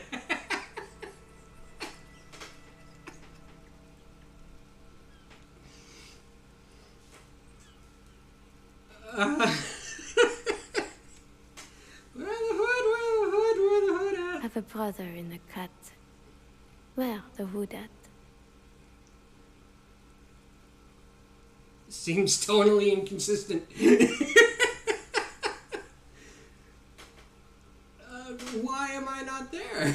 To be in Martinez, where no one goes, at the runoff point of a long-forgotten canal, in the whitest part of town, in the shadow of the day the revolution fell. What am I doing here? Standing in the rain, looking north, where Jamrock Rock City stretches inland. Shudder, look further. In the rain-swept distance, above the rooftops of Jamrock, a repurposed silk mill stands perched above the motorway exit. Precinct 41 hunches in the rain. But, you know, this game does it on purpose, not just, uh-oh, I forgot to add comedic relief. Yeah. Well, and that was optional. The Where the Hood At, like, you didn't have to say that if you didn't want to. You could just play along with how serious this rundown of the city is. I did hear this interesting description of, like, your role in the game that was sort of interesting. Where, like, most of the characters that you meet, they're like a 7, whereas most people in reality, when it comes to personality and shit like that, are like a 5. But like there aren't very many 10s. Like Kuno's a 10, Measurehead's a 10. There's like a couple, but for the most part, you have to be the one to make the scene funny. Like, you get to choose how to be weird. You get to choose if you're going to be weird. And it's like, yeah, that makes sense. That's cool.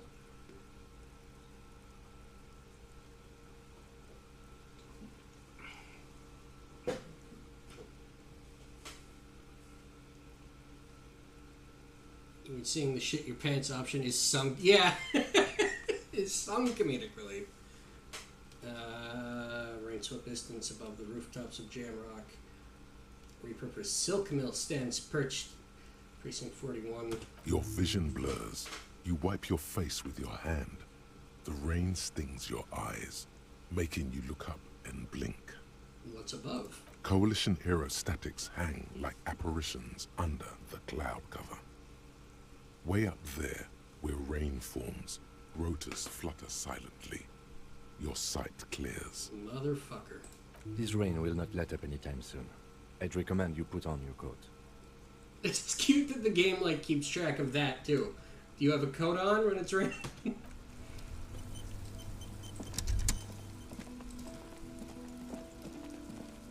Well, hold on. Do we get a...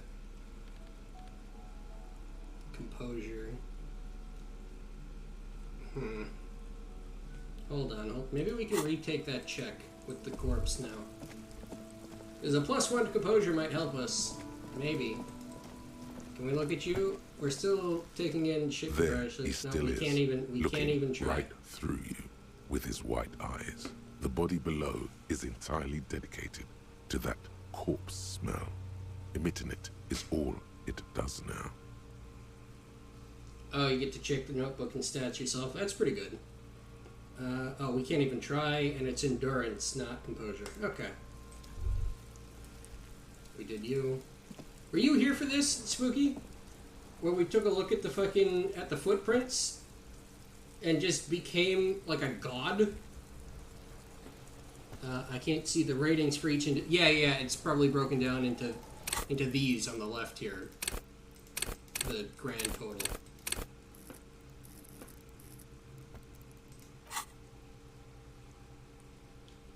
This guy has one worn down shoe. This one might be a lady. We've got one whose shoes clearly don't fit.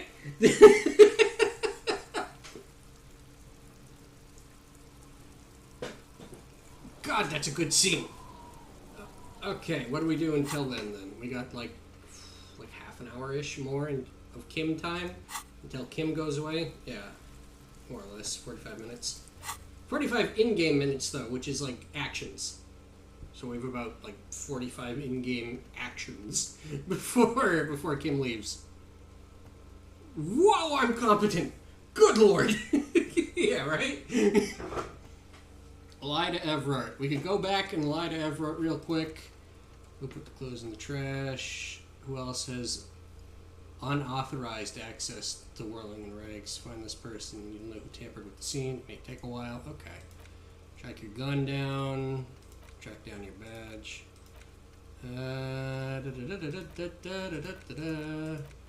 We'll come. You know what? Tonight, while Kim's asleep, we'll go talk to Cindy about doing graffiti on the wall because I feel like he's not going to appreciate that.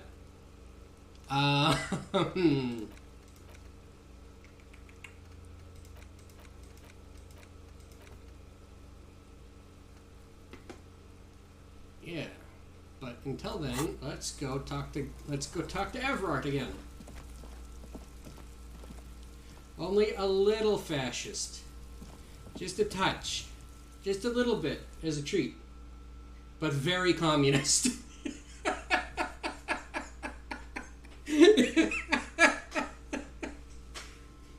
You get an achievement if you take the communist dialogue option in situations 9 times in a row. Hold on. Where's that written? I can see that too. Yeah, right here. Oh yeah, there it is. Communist 14. Yeah, these are your calls. Like when you say something. When you say fucking. You know what I mean. These are which of these options have you picked in dialogue, in like conversations. Apocalypse cop. Boring cop. No honor, lots of communism. Good cop, bad cop, that's how much Kim likes you. I got the achievement last night, I didn't notice it, for making Kim like you lots. He trusts us a lot this time around. Honor comes after the fall of the bourgeoisie. Yes.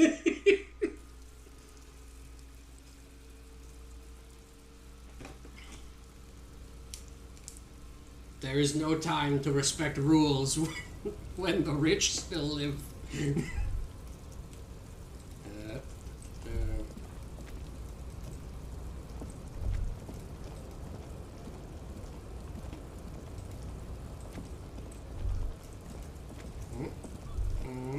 Oh, hey, there's money there. Come to me, money. Yes.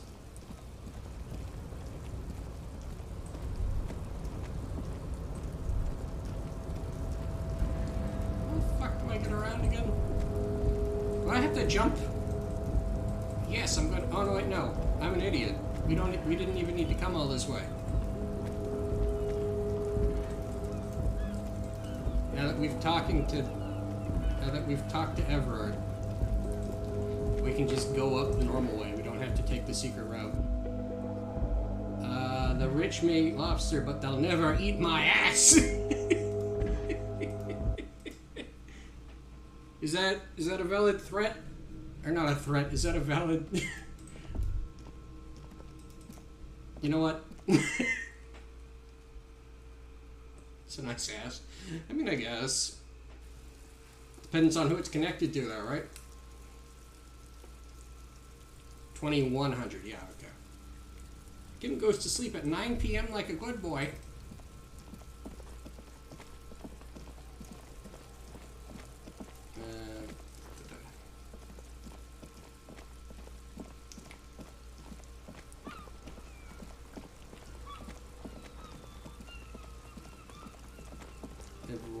The gremlin archetype. Yeah. Everyone does. And I appreciate that, because I really like the gremlin archetype. Just a sleepy gremlin. I mean, I guess. Can we get in here? Instead of having to walk all the way around. Especially since we'll have to go to Measurehead. Have we met Measurehead? Spooky, have you seen Measurehead?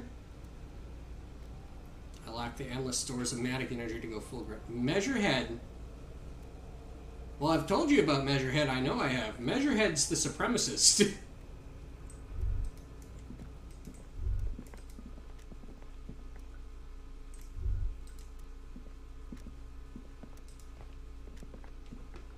On second glance, someone has forgotten to properly close one of the drawers.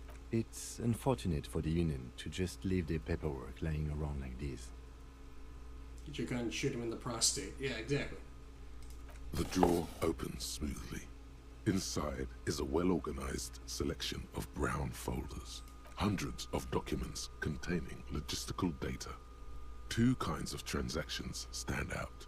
Materials coming into Revachol from the outside world, from Muindi, Grad, and even Ilmarar, and the same materials being handed over to companies inside Revachol.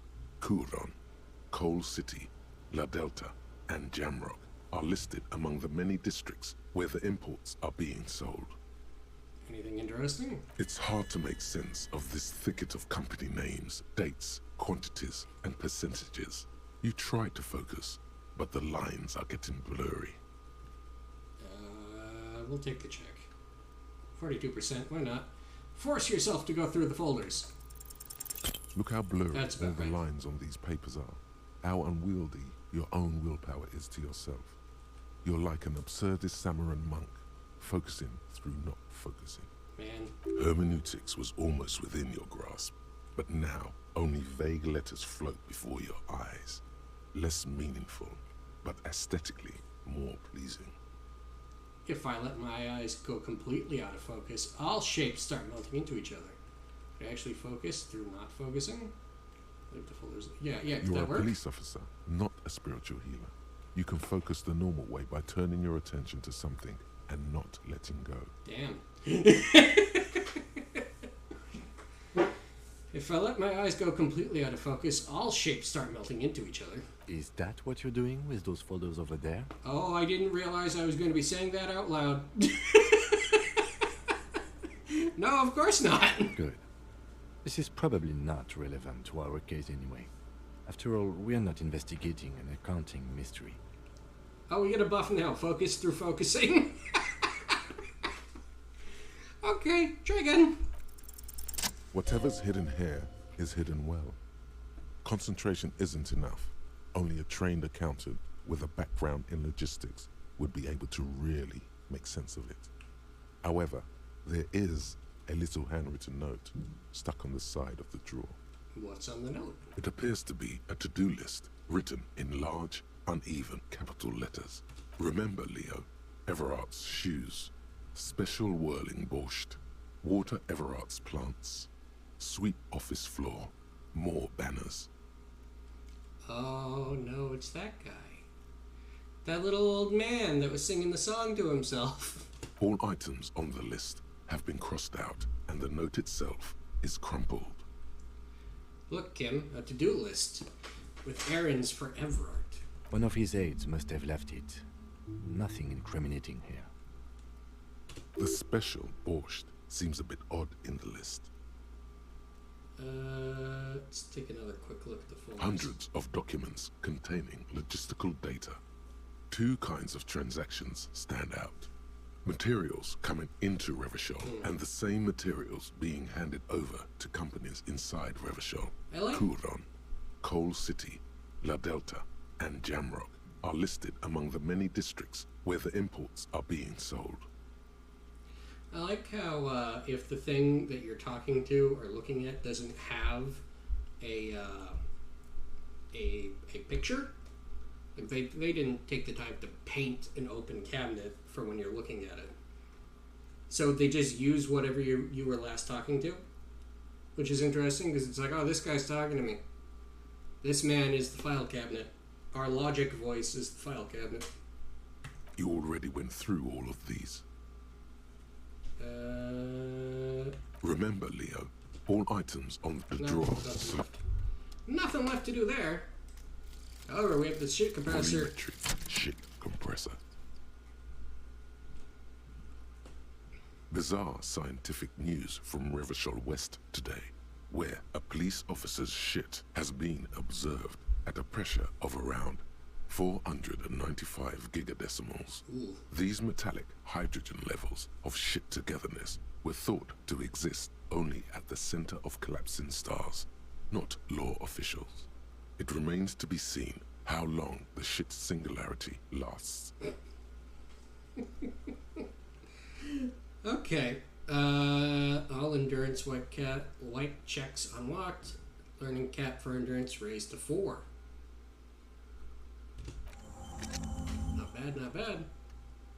And we have an extra skill point. I think we're going to save that. Just in case we wind up needing one for a check later. But we have one.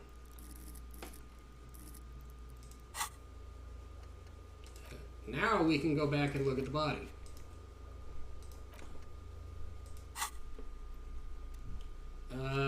What do you guys want to do? You want to go look at the body again? Or should we continue with our plans to go lie to Everard right away? I think it might be appreciated if we at least try to get the body down on the same day that we regained consciousness. Like, Kim might be a little upset if we save that for another day. But, like, try to yeah. Yeah, let's go get it. Come, Gibbon. We got a body to go touch.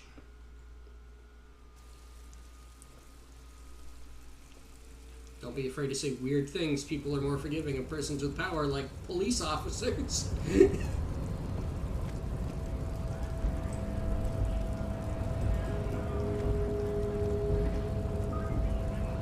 Play something like a bongo.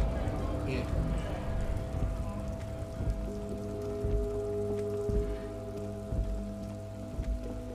Oh yeah, right. I was supposed to put a coat on, wasn't I? You. Or do I take you?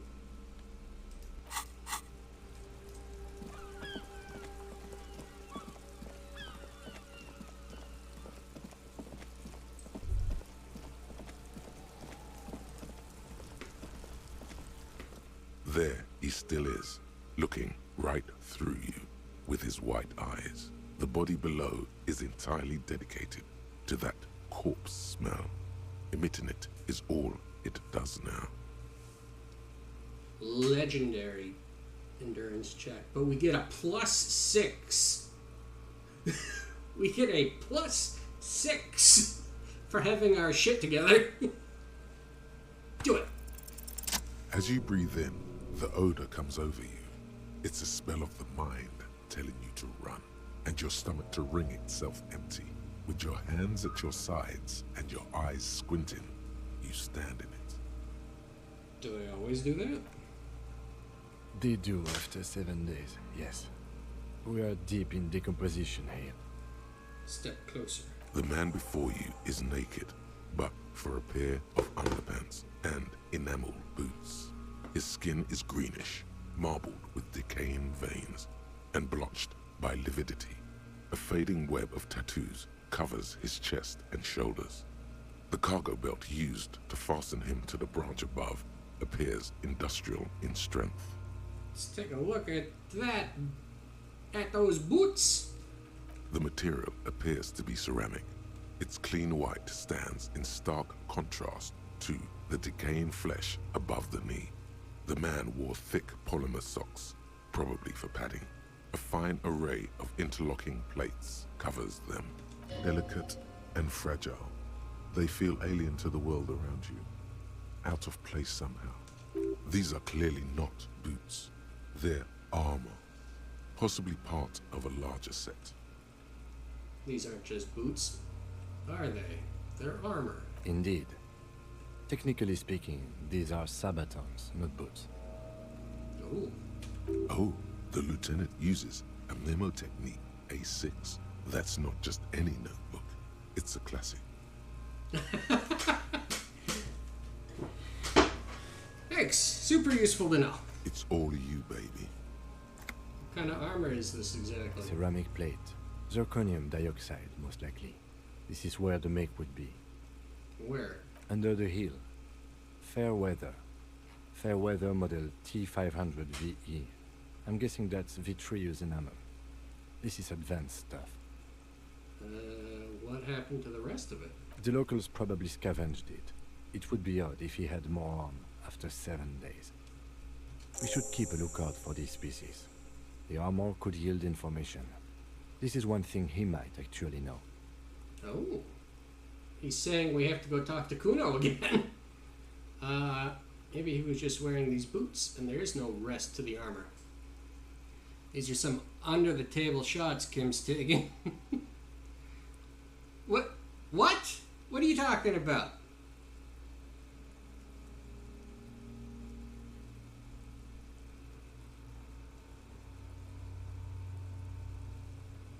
No, I think he had something precious underneath the clothes. They had to remove Oh. the jeans and shirt we found to get to it. And this kind of armor is often worn under fabrics. Ah. Nice. That makes sense. What if they told him to strip before they hung him, to demean him? They usually hang them completely naked for that. La puta madre, the Mazda, the Besmerties, and the like. This one still has his underpants. Yeah. Fucking talking about underpants. Clearly, Kuno would like to interject something here, but there's not enough for him to hold on to. The material looks out of place. It is. It's expensive. Draws a little line in the condensation with his index finger. Says a little fuck aiming for a man's cock. We've requested similar material for our tactical units for years now. The constabularies deemed it too costly. In that time, we've lost 6 men to semi-automatics. How much are we talking? For a full set, about 4 years of wages. Oh, fuck. For the northwest region of Revachol, an officer's average yearly income is 5,500 real, unadjusted for rank. Destroy his brain. He's not smart enough to get around that argument. Yeah, he'll never figure it out. Wait, my yearly pay is 5,500 real. Not too much, yes. Pathetic. I need to hustle more and hate less. Sounds puny. No wonder I couldn't pay my hostel bill. I'll put this to a vote just to see if the vote thing's working. What do you guys want to say?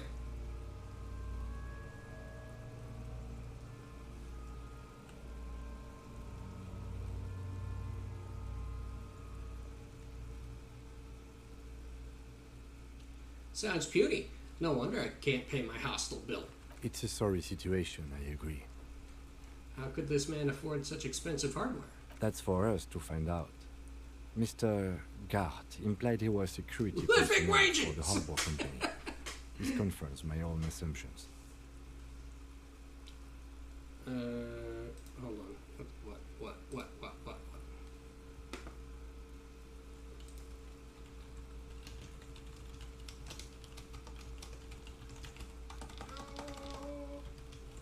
Just give me 1 second here.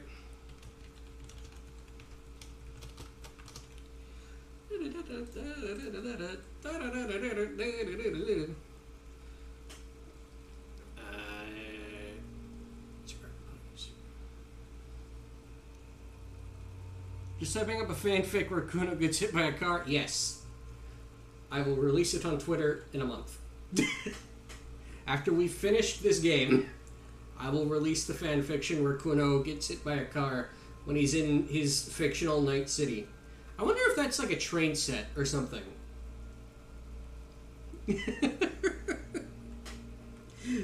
He keeps talking about, oh yeah, this is where I play with my little choo-choo, but he's saying it in like a mocking tone. Hey, Spoons! We're still talking about how bad Kuno is. Would you believe it? I'm late. Well, that's not that big a deal. What's noteworthy that I need to catch you up on? Well, first of all, as you can see by this skill check, or by this thing here, we got our shit together. All my homies think Kuno's suffering is funny. Exactly. Comey. All my homies think Comey Suomi is funny. We got our shit together, so now we can look at the body. We're doing that. We asked around about who's been smuggling drugs. Nobody knows. None of the drivers seem to know. The only implication we got is that it might be a lady doing it. But the only lady driver we've met is crazy and isn't doing it.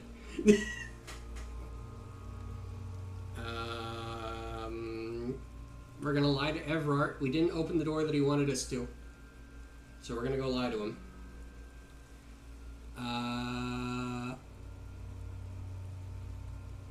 You are my friends. All my friends want Kuno to cry. Yes. I agree. Oops. This equipment is way beyond what a guard can afford. Accidentally said he's looked pretty advanced for a security guard. Alright, moving on. That's about it. As far as things that you really need to be caught up on. What? watch the VOD maybe if you get confused. I guess I'll try to clear up where I can. Also, I'm wearing glasses because I'm going to be reading for the next X amount of hours while we play this, and I don't want the headache that I keep getting every time we play this game. Let's knock on the boot. A small bell-like sound fills the air, like tapping on the side of a porcelain cup. Sounds fragile. It's anything but. This material is a kinetic redistributor. It spreads kinetic energy horizontally, from plate to plate, dissipating it entirely. See? That sounds solid. Faint, organic lines cover the plates, where they separate into smaller ones. These plates then divide into smaller plates, until there are hundreds of them altogether. It's free Genshin shit. Oh. Yeah, you gonna get the free Genshin? Kim, it's past your bedtime. Like whirls of floorboards, the design looks organic, influenced by highly resistant wood materials, like lignum vitae and ebony, perhaps. Oh. What does this remind me of? If trees were made of porcelain, this is what their cross-sections would look like. Oh, cool. Launching right now to put the code in. Run your fingers over the line. The smooth, glossy surface fractures into ever more intricate interconnections, peaking on the right sabaton, where you notice the whirls are in the shape of a letter and number combination: E50, 100, 1000. Looks like there's a serial number on the right sabaton. Good. Can you read it to me? E50, 100, 1000. We have a make and a number. That's something. We can use the radio in my kinema when we're done. Either station can chase it for us. Let's get that boot off. The stench fills your nostrils. As you push downward, an ominous creaking sound comes from above. Stop! Lieutenant's voice is sharp. He looks at you with the boot under your arm. Pig's gonna pull his head off. Brutal! Lieutenant, you seem distressed. Why? You're about to pull his head off. Do it, Homo! I'm gonna pull his head off, right? Yes, that's what I said. You'll compromise the coroner's case if you do. So please, don't. Indeed, from this angle, it does look like the neck isn't going to take much more. Being dead for a week has all but liquefied his muscles. Damn it. What are you trying to achieve anyway? Why are you hanging on to that boot? Oh shit, you're right. These boots would go super well with my bell-bottom pants. This is advanced enemy technology. We should conduct research into their weaknesses. Are we not detectives? There may be clues inside the boot. You said they're expensive. I thought I could pawn them. Earn some lucre. I'm sorry. I didn't even want to take them off. I just thought I should try. What are you saying? But if he smiles, we can see his teeth better to punch them out. I see.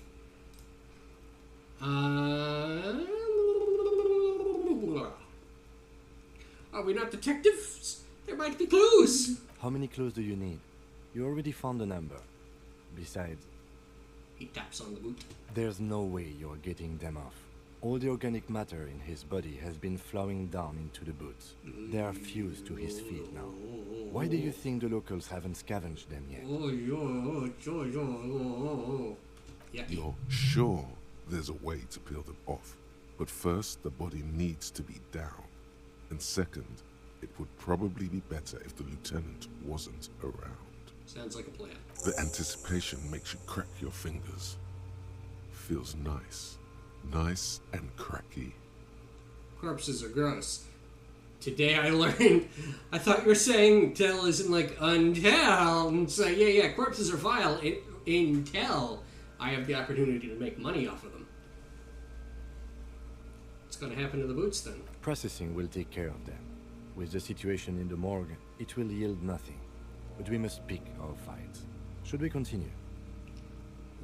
The cadaver slowly twists on the cargo belt, his torso covered in tattoos, and extremities blotched pink and blue. Let's take a look at that belt. The hangman's knot is pulled tight by the weight of the corpse below. Yellow, hard-edged polyester cuts into his neck. Above, a sliding buckle ties the belt to the branch. This is a steel-reinforced cargo lashing belt, big brother of the regular cargo belt. It's used for tying cargo under 6-rotor airships. Don't ask me how I know this, but this is a lashing belt used for airlifting cargo. Airlifting? I thought it was used on lorries for strapping cargo to them. Apparently this is the reinforced kind, for air transport. My brain tells me so. The local harbor uses 6 rotors to shuffle containers around. I get the sense they use whatever was on hand, without paying much attention to not incriminating themselves. We're assuming dock workers from the harbor did it. They sure want him to stay up there. The rope is reinforced with steel wiring. How'd they even get him up there? I love how Kim is just cool with how weird you are. Yeah, exactly. Kim's just like, yeah, whatever, dude. You do your job. And that's it, right? That's where his limits lie. Is like once you start like fucking the case up or otherwise like not doing the job properly, he's like, hey, would you cut that out? But otherwise it's like, yeah, sure, whatever.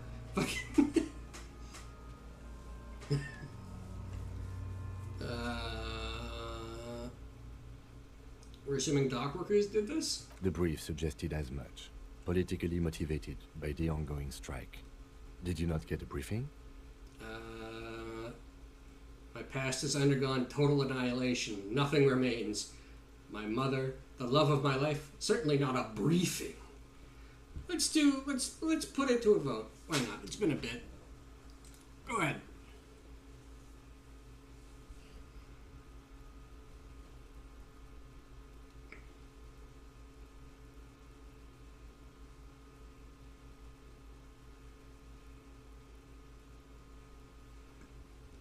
That's what I thought. My past has undergone total annihilation. Nothing remains. My mother, the love of my life, certainly not a briefing. Okay, you should ask me for one the first moment we get. Sure wanted him to stay up there. The rope is reinforced with steel wiring. I was afraid it would be. Thin steel wiring, parallel strands. This makes getting him down more problematic than I had assumed. How'd they even get him up there? A noose is one of those things that's easier to use one way around. He points to the buckle tying the belt to the branch above. I think they lassoed the branch, then pulled on the belt. Buckle closes. It's what I would do. Seems easier than climbing up there. Could be. The shape of the branch supports the theory. Let's back off and take another big look at things. The cadaver hangs from the cargo belt, limbs limp and torso covered in tattoos. Let's check those tattoos. An intricate web of blue lines stretches across the torso, from the right shoulder to the solar plexus. Each time they intersect, a small white star is formed in their crossing. Hundreds of fading asterisks riddle his skin. Their concentration is highest around his heart. Is this a map of the night sky? Is this a microelectronic system? Is this a national pattern? I'll put it to a vote again. What do you guys think? What does that sound like to you?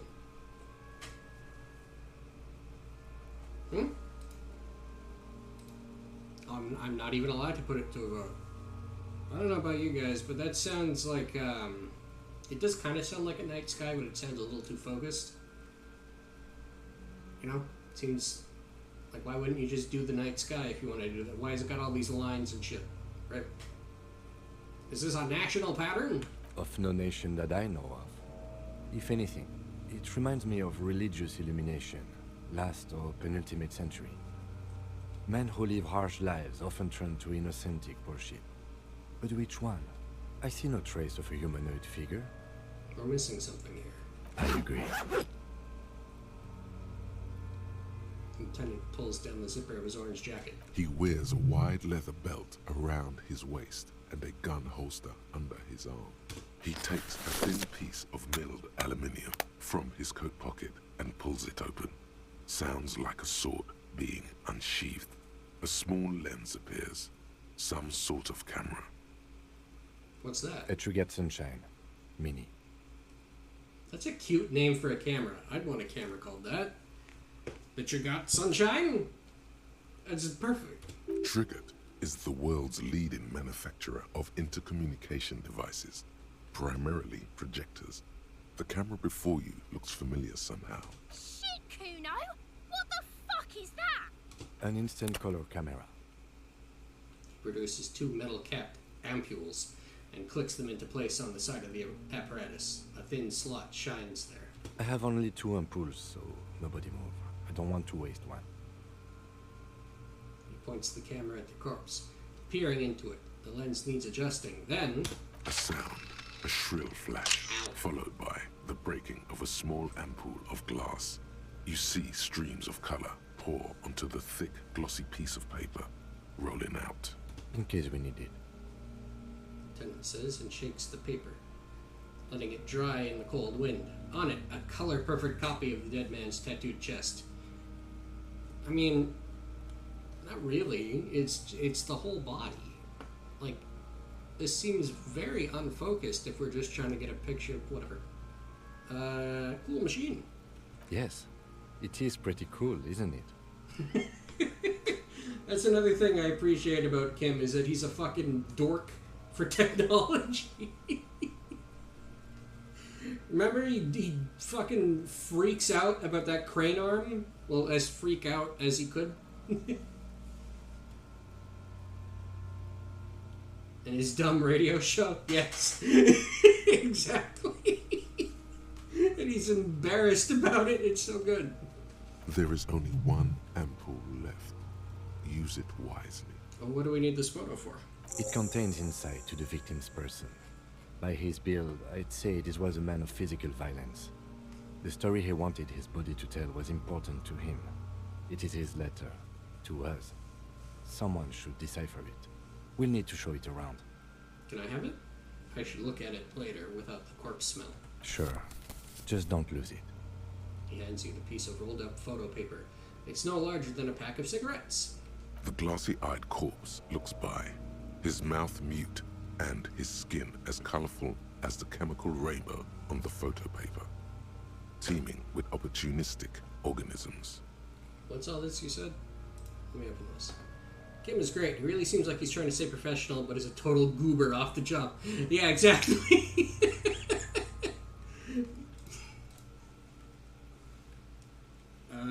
Look him in the eye. An intricate web of blue lines That's not the one I stretches wanted. across the torso. I hit the wrong button. If you want to re-examine the tattoos, looking at the photo would give you a better, more detailed view. I see. Look him in the eye. His eyes are milky white and blind to the world, protruding comically from their sockets. Time to talk to the dead man again. Just subaquatic terrors there. These eyes used to be blue, baby blue. How do we know that? Time for me to vomit. We're not going to brown talk to him. hair grows on his head. We'll skip His it. face is ready to explode from the organic processes inside. The death's head grin has passed. What remains is an unrecognizable mess. We'll skip talking to him for now. Spooky's a buddy, and Spooky doesn't want to talk to the weird corpse man, so we'll skip it. He doesn't really tell you too much that's super useful anyway. Like the information you get from him, you get from someone else a little later on, at least a different source of information. However, we should tell Kim his eyes. They used to be blue. Good. The victim is of Occidental descent. Light brown hair, blue eyes. When he says Occidental, he means white. Originally from the Occidental subcontinent on Muindi. Okay. The corpse looks right through you as you distance yourself from its stench. Eyes like a shark. Let's squint and take a step back. Big words from my buddy. Yeah. Kim knows, I'd say, as many fancy words as we seem to, only we don't have active recall over them. Squint and take a step back. We did this last time we played through this game. Also, yeah, if you want to see the conversation with the corpse, look at the VODs for the previous playthrough without the Twitch integration. He knows the fancy word for west. I think it's used more in this, like, canon, because this obviously isn't Earth in the normal way that we know it, right? So, because like, yeah, this is like the third time we've heard that word. Either that, or they just really don't want to keep having to say, "Oh yeah, he's white. Oh, the white guy. Yeah, the white guy. The white guy over there. Yeah, talk to the white guy. Look at the white guy."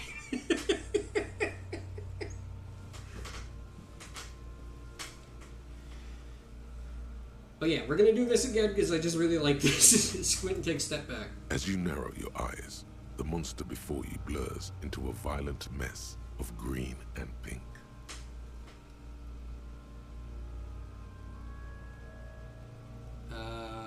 Mentioned the Occidental subcontinent, but Occidental is just the counterpart to Oriental. I see. You made me say that word on stream. I'm gonna get in trouble.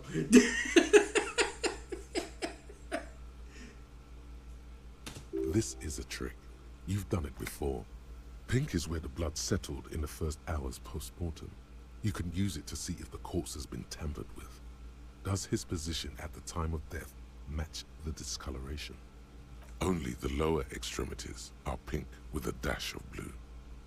His fatted hands, thighs, and his neck, just above the noose. The rest of the corpse appears dark green in the cold spring air. His face and hands are pink. Thighs, too. I see it. His neck, too.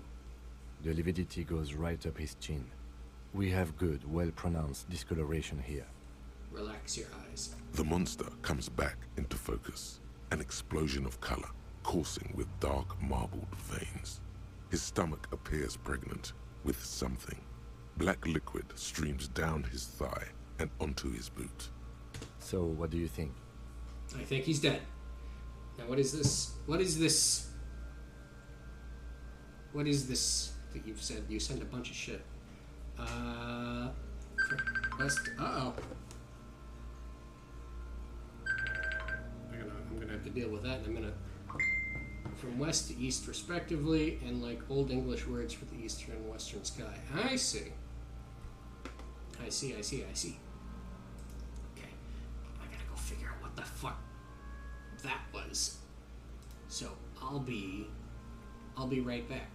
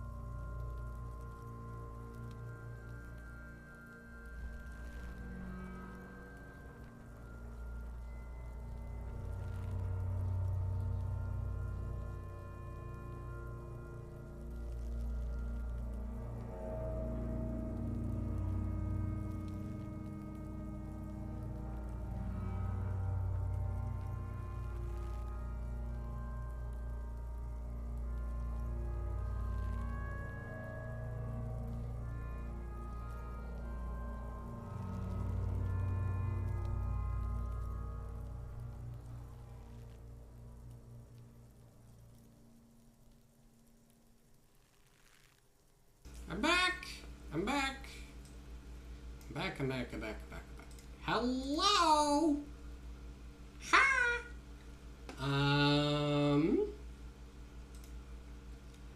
Nothing to worry about. Stream's gonna probably end kinda quick. Not too quick though. We got a little bit. We got a little longer, so we'll wrap this up at least, and then it'll be time to go. I meant to stream for longer, but I forgot that today was a day that something occurs on. So, what do you think?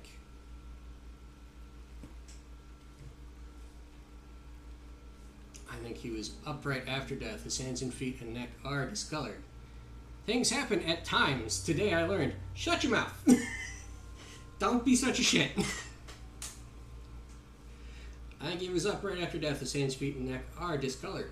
Agreed, especially on the neck. The belt acted like a tourniquet, keeping the blood in his head. Tourniquet. The hypostasis supports her hanging. You would still like the hypostasis marks in the neck to be a bit more pronounced. For some reason, my brain would like the pink to be more pronounced, especially in the neck. Yep, seems like a lynching to me.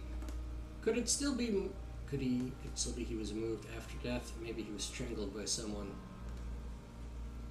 For some reason, my brain would like the pink to be more pronounced, especially in the neck. Maybe it looks faint to you? It could be more pronounced, actually. Dumont noté. I don't know what that means. I'm guessing that's duly noted. Could it still be that he was moved after death? There's always a chance. We should check for ligament marks on his neck to see if they're in tune with the belt. We'll have to get him down first. Something's coming out of him. A pool of blood and feces has eaten into the frozen mud below the man's feet. Purge liquid is dripping into it, drop by drop. The victim appears to have contained no more than half a kilogram of digestion at the time of death. The fuck he's saying? Talking about shit. Maybe he went to the toilet sometime before death. Goddamn right! You're goddamn. You know what? Here, vote. Vote. Do we do it? We did it last time. Do we do it again?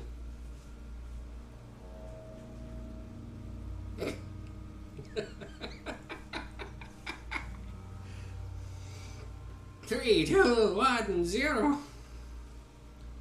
Get them! They have no power if we take it. Exactly. You're goddamn right. What? Malicious laughter erupts in the yard. Sounds like seagulls. Big said he's a... The lieutenant's face is made of stone. He's beaten up. You see the bruises? I do. Most of them are post-mortem. Maybe even all of them. The delinquents have made our jobs harder with their little sport. Stop talking in riddles, coin slot. Oh!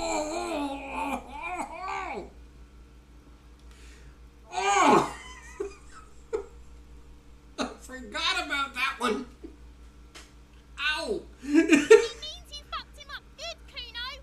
Fucked him up brutal like. Back off and catch your breath. But there is no breath to catch. Only the cadaver filling the air and your nostrils. He slowly rotates before you, decomposing. So how do we get him down? Are you sure we finished the preliminary examination of the cadaver?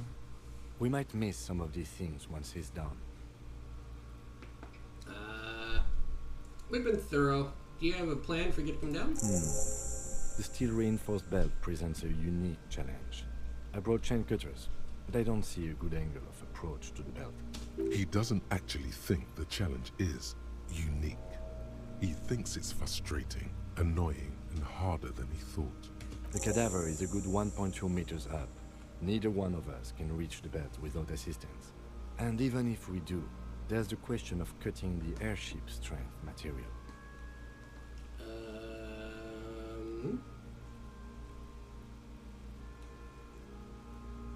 We could saw the branch. Climb up there and saw the branch? Yeah, either one of us could do it. We could use the kid's ladder on the side of the tree. I don't trust that ladder. The assailants didn't use it. It's rotten and less sturdy than it looks. And I don't see another good way up there. Honestly, I prefer a non-acrobatic solution to this. He looks around then at you. What? Clown cops climb tree, fall down. Enraged cop assaults children after falling from tree. I'm glad that he knows immediately that if that happened, we'd be... Cretin cop, they like that word, saws the branch he's sitting on, literally. Local children report corpse mutilation. Fuck yeah, climb that shit, monkeys. See, you're only making them do those things less. Can you see into the future, Kim? I'm not afraid of newspapers. We shouldn't be. So you're gonna just let those kids bully us into not doing our work? You're right, the risks are too high, and there are too many. Let's put it to a vote. Vote! Push, push, push, push, push, push, push, push. Yeah, that is a good point. So we're just gonna let the kids bully us into not doing our jobs. What I'm proposing is, we save acrobatic tricks as the last resort, after we've tried everything else. Oh, these have got to be the most fucking boring mulka parts I've ever seen. Just want a fucking raging demon. Yeah, yeah!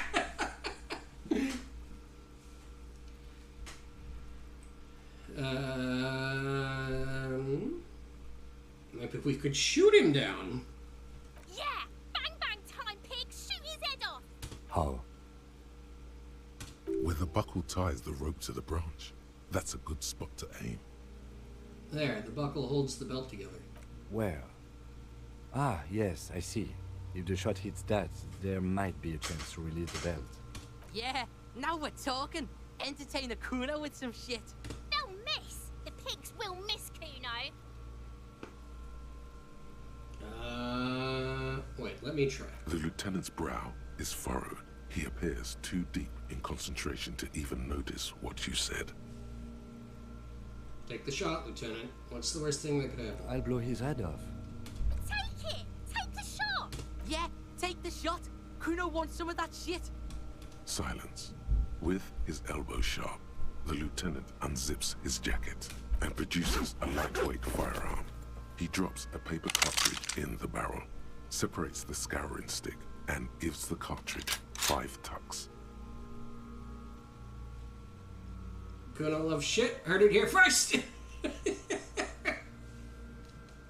Securing it in place. That's a Kiel A9090 Armistice, mass-produced muzzleloader, ascetic, frugal, one of the most common firearms in the world. He then steps back and assumes the fellow's desk position, taking aim. The corner of his eye twitches. His finger is on the trigger. Easy does it. He's gonna fucking miss! The kid's voice is drowned in a shrill blast that echoes off the walls of the surrounding tenements. A cloud of smoke slowly parts in the air as the lieutenant steps back and says to himself, God damn it. A lot of things were wrong with that shot. The fellow's test was the wrong choice. His shoulders were raised, but above all, he cannot trust his eyesight. Fucking idiot! Mulka-bar asshole! Kuno could have hit it easy, but then Kuno's not fucking handicapped, is he? Try again? No, we are lucky as it is. We didn't break anything, and the victim remains uncompromised. Any more mistakes could put us in an unfortunate position with the locals. We have eyes on us. I didn't do us any favors with that. Get your shit together. Remain collegial, officer. It was an honest mistake, and I will not repeat it. Okay, what now? I have to say, it's beginning to look unlikely we can get him down without assistance. You know, you don't feel like too bad of a shot yourself. Can I have the gun? I should try. It's bad as it is. Us shooting firearms like punks. He pauses, then shrugs and produces and proceeds to load the pistolet. Go ahead. I'm not stopping you. Just don't lose it. Oh, come on. If he shines in his outstretched hand. I only have one gun!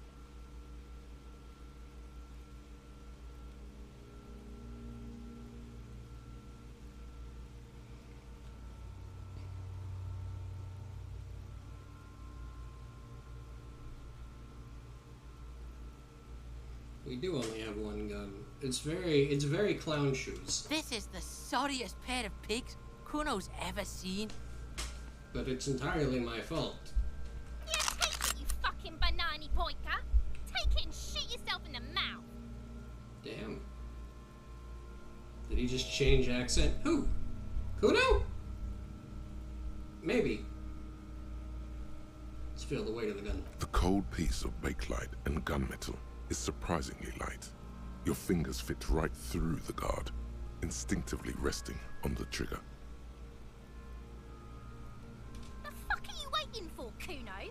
Tell him to shoot himself in the mouth.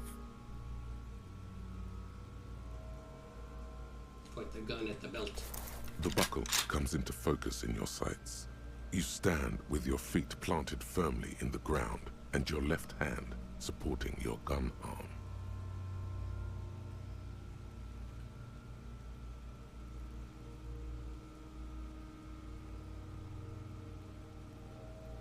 Why don't you just shoot yourself in your mouth? At least you won't miss. Hey man, don't be rude. Hand-eye coordination. How's that check looking? 42? That's not too bad. Let's close our left eye. Your field of view narrows. The branch slowly moves, becoming entirely two-dimensional. The metal buckle glimmers, catching the evening light. As the corpse slowly rotates, the slow movement of the branch in the wind and your shoulders directing the gun sync up, dancing hypnotically. Look, he's crying. You gonna cry now, fucking faggoty? Yeah. Take the shot, Come on. Yeah! The buckle explodes into tiny pieces, coming loose with a whir. Oh, that's so good! I think that means that we can avoid talking to Measurehead at all now. I'll pistol whip the Shiku.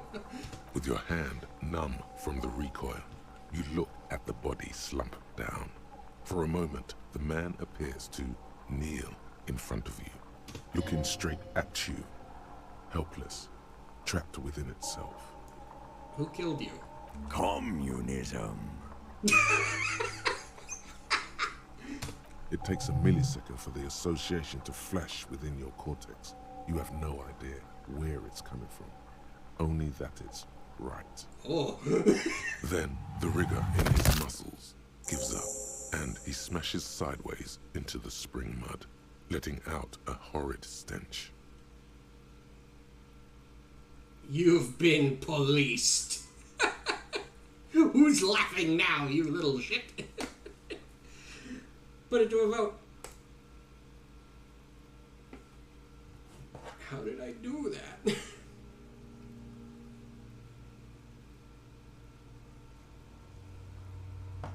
Who's laughing now, you little shit? Fuck you, Kurpale! Oh, I didn't realize we were talking. I thought we were calling the body a little shit. Despite her words, her tone seemed celebratory. You've been policed. Ace is high. Hey!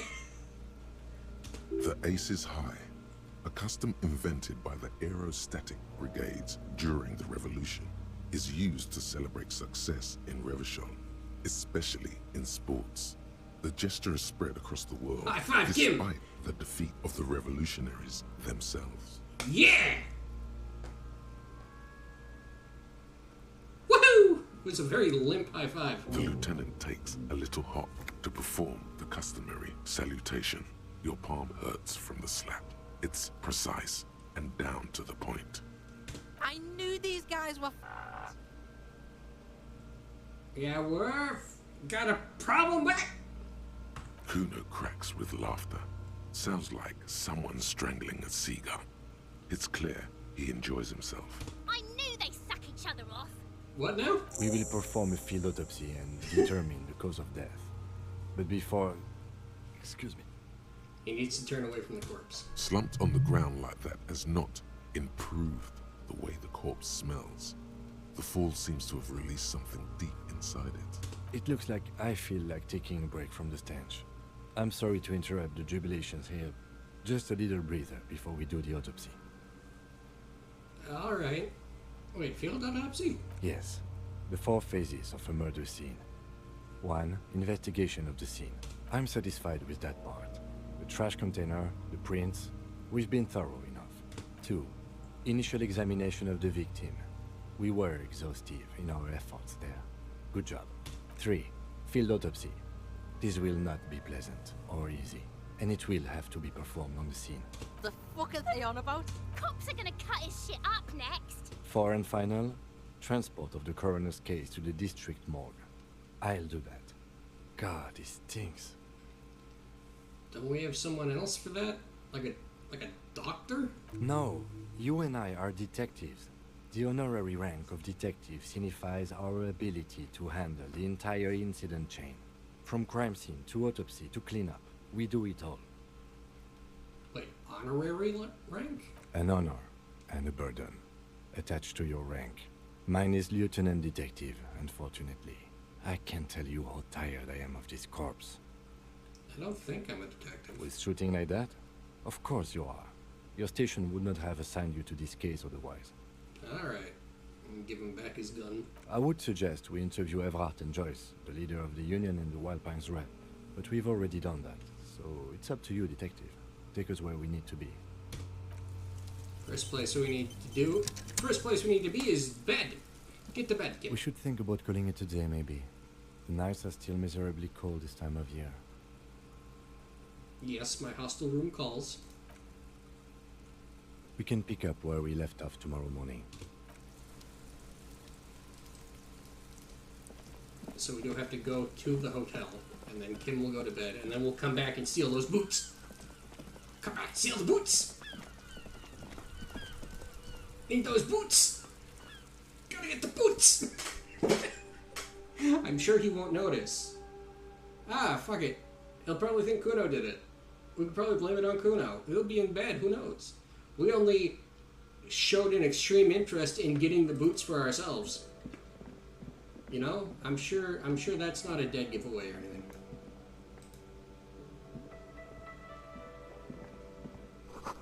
Big old karaoke mic. This is what the lyrics would be. Speakers connected to the radio. You should totally sing karaoke here. We haven't done First this chance yet. you I get. noticed that too when we were Your looking at emotions side need quests. to be expressed. People need to know your vast, oceanic soul. My soul is immense. Utterly. And it needs to be heard through a PA system by other people.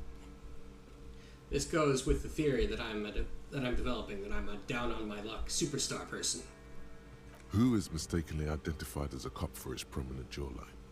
Yes, sounds likely.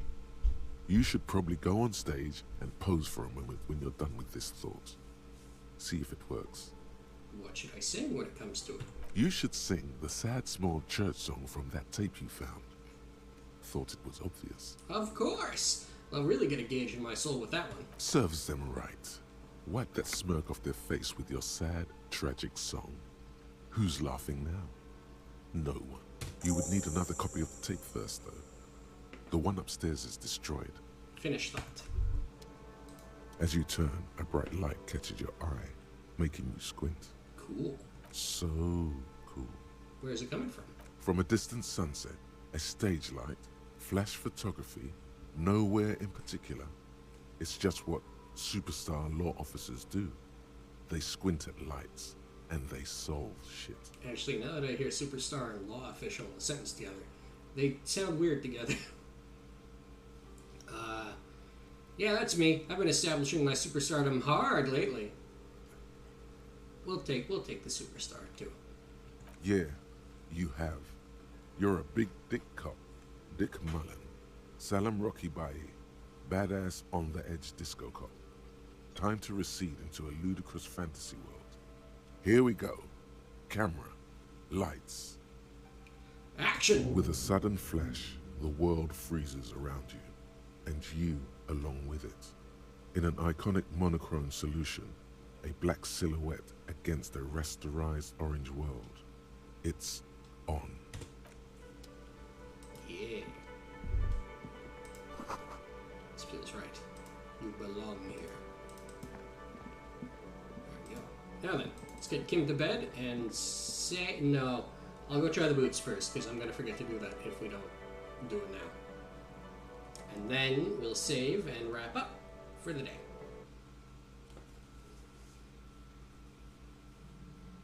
Kim, go to bed. Kim, go to bed. Go to bed, Kim. Kim, go to bed. Yes? Nope. How do I get you to go to bed? This is the door to the room you redecorated. Good night, Lieutenant. Just a moment. We should talk about our progress on the investigation. Let's go out to the balcony. All right.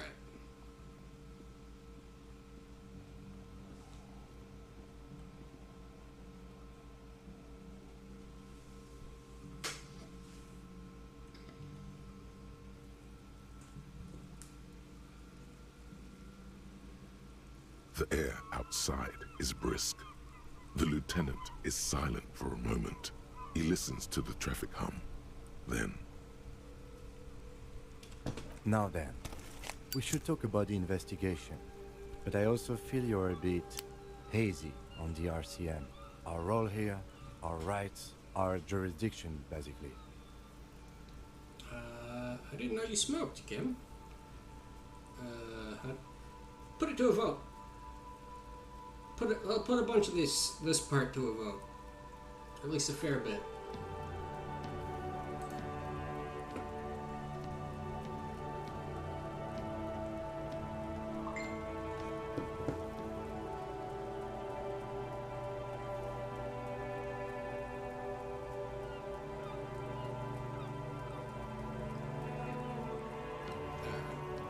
I didn't know you smoked, Kim. I have a cigarette every night when I go over my nose. It's something of a ritual. Okay. Oh man, he looks so devastatingly cool with that cigarette. Shut up, electrochemistry. How'd you get so cool, Kim? You mean this? This isn't cool. It's an unnecessary trial of will, and unhealthy. Keeping the habit within the parameters he's given himself takes a lot of focus. It would be easier to simply quit. Yet, were he to quit, he would lose the cool factor. This man relishes his cool quite a bit, below it all. Right then, the debrief. Yes. It's been a long and eventful day.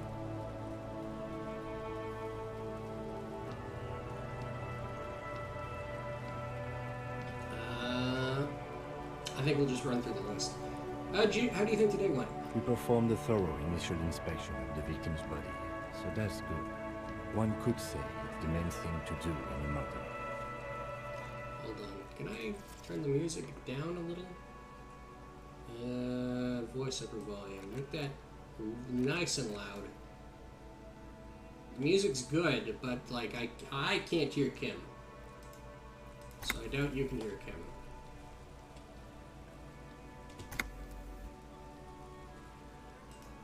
Why'd you stop talking to me?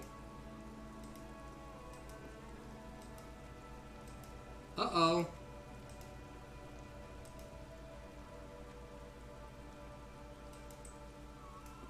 I can't open my... Kim?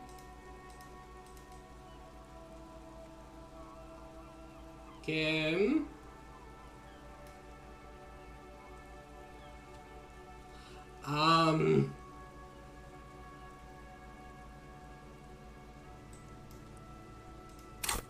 I put a menu, will that fix... Nope. Uh-oh!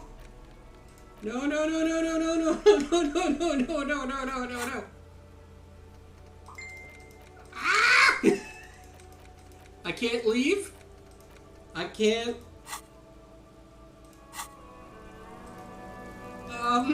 Because this is the door to leave.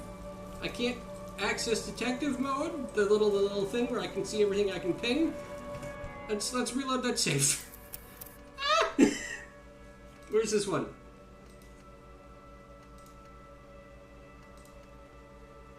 That's when we got the body done.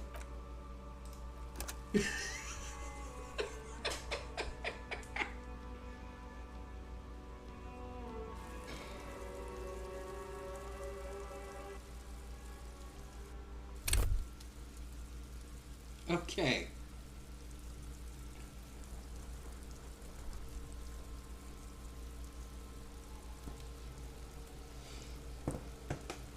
Damn. Okay. Kim, what's up? We should think about calling... Yes. Bedtime. Bedtime. Now I'm gonna fix this here. Voiceover volume. Oh, it saved that. Let's do a big old save. I am getting yelled at on Facebook.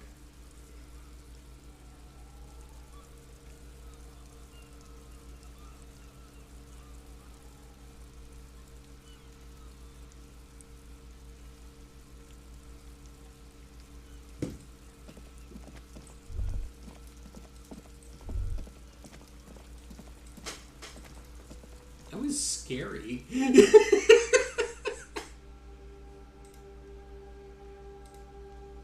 That was a scary fucking, like, glitch. Did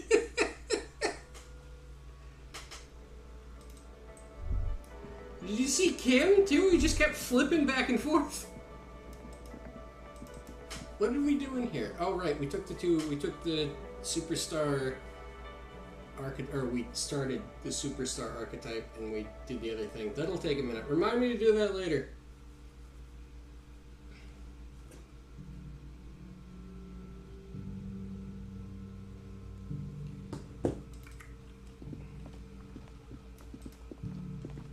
Okay, go to bed, Kim. This is the door. Just a moment.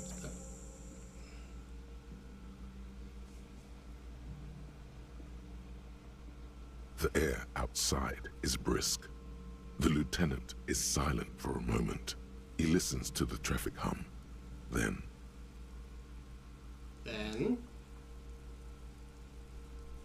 Now then, we should talk about the investigation. But I also feel you're a bit hazy on the RCM.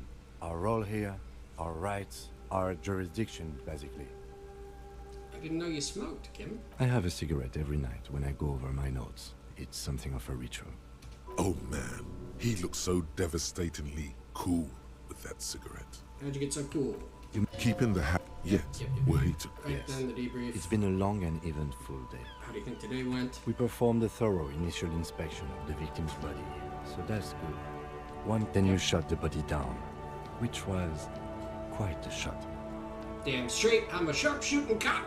There's nothing really, I was just doing my job. I was inspired by your confidence in me, Kim. Aww.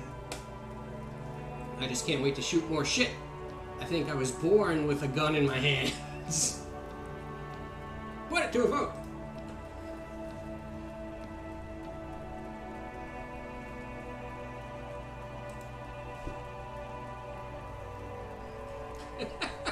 Yeah, I'm sure he'll appreciate that. Hey, guess what? What?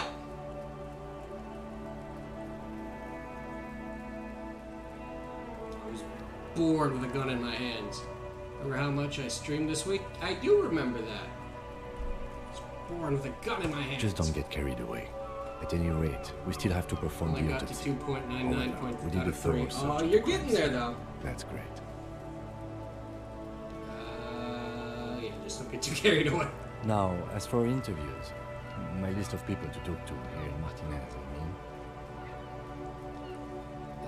that's my forte. Unlike most cops, I understand how important communication is in our line of work. The initial interviews. Yes, well, we talk to some people. I wish we didn't have to do any of the interviews. People are treacherous. To a vote!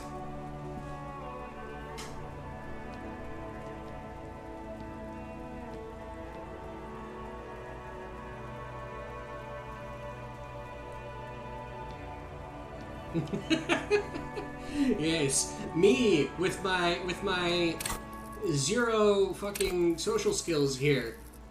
I understand the importance of communication. Very important indeed. Well, we conducted an interview with Evrard Claire. He wasn't particularly forthcoming with useful information, however. He's not saying much on the matter because he thinks you could have gotten more out of Everard. I'm sure he can tell us more. He's a tough cookie, that one. I'm a little intimidated by him, honestly. He has stuff on me. I mean, yeah. If you go back and look at the part where we talked to Everard, I was a little intimidated by him because we only had 1 point of fucking, like, psyche damage available. So if he made us question ourselves at all, we had a mental breakdown and had to leave the room. Those were two separate things. We had a mental breakdown, and because the conversation was so risky, we had to end it early and just leave the room. I'm a little intimidated by him. Well, we will have to work through that. We tried to interview the Wild Pines rep, but she asked us to do something for her first. Fine, so be it. I have a feeling Joyce knows how dangerous the situation really is. We have to get her to talk to us. Your shirt is stupid and disco is lame. Fuck this, fuck you. I quit. Exactly. If Kim is emphasizing something this much, it really must be important. Above all, though, today was exhausting. What's with all the running? You run a lot. Is that a standard Precinct 41 practice? I don't like to waste time, you know? My mind moves fast. The rest has to try to keep up. Training for a long-distance run. I want to raise money for charity. Yeah, that's how we roll in Precinct 41. I don't know why I do things, Kim. I just do. Also, how am I feeling? I'm feeling better. Yeah. I didn't stream yesterday. I'd intended to do this stream yesterday when I knew I was going to have all night available to me. But I didn't do it because I wasn't feeling too well. But the reason I wasn't feeling too well was because there's fucking a big fire not too far away, and like the sky was like glowing, but not a distinct color. It was just like a white and glowing because of all the smoke in the air, and I couldn't breathe very well. And then I look at the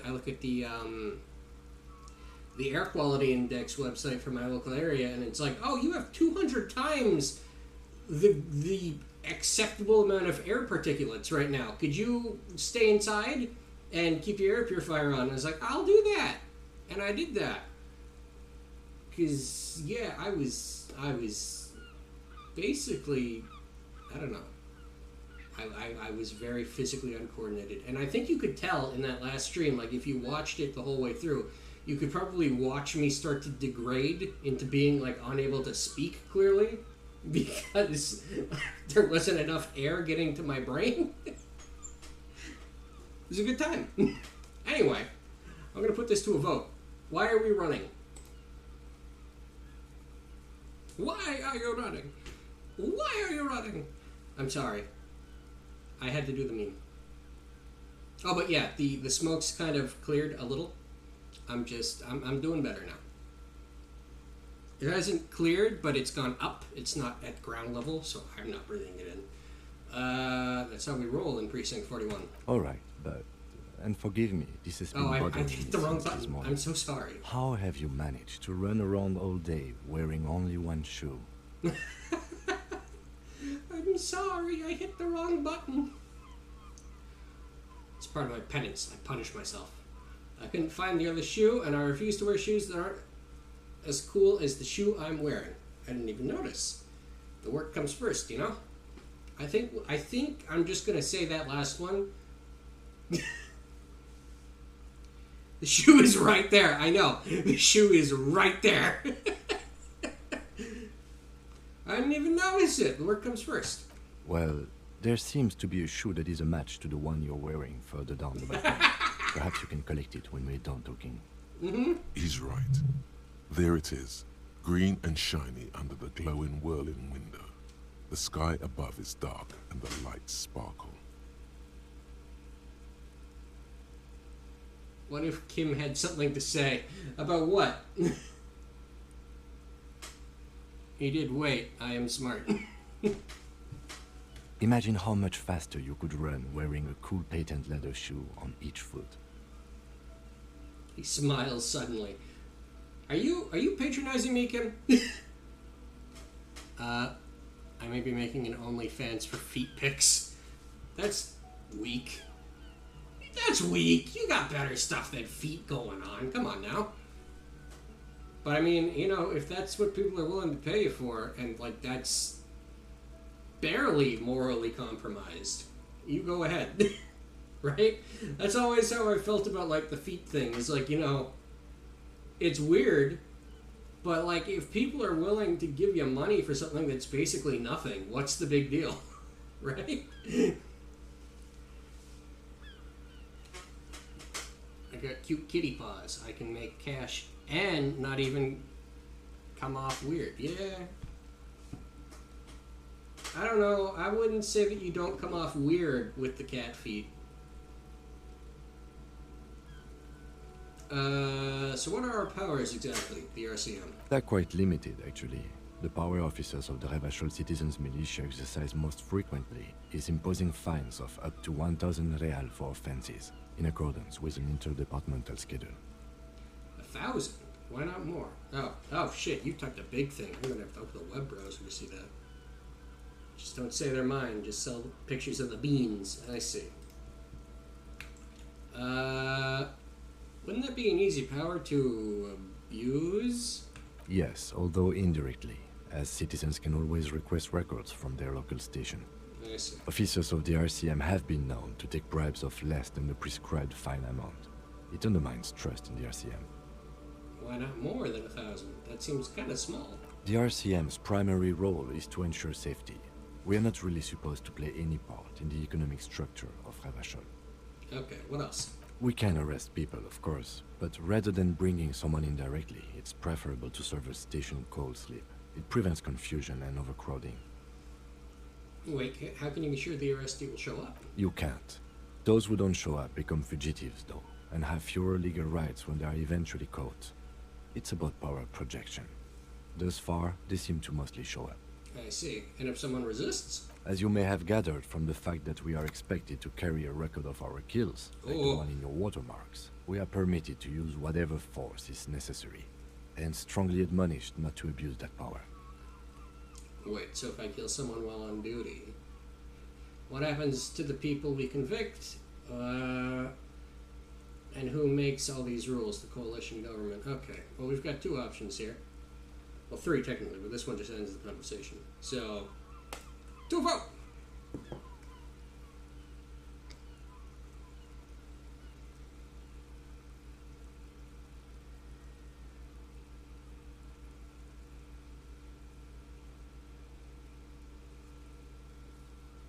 What happens to the people we convict?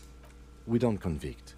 We arrest and send them to coalition government courts in Couronne and La Delta. The prosecution works off our testimonies and records, which is why it's paramount to keep them. He taps on his coat pocket where he keeps his notes.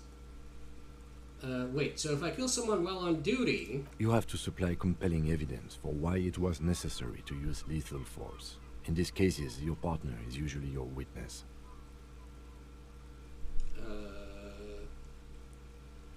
I need the money for capture cards. I see. Just give me 1 second here.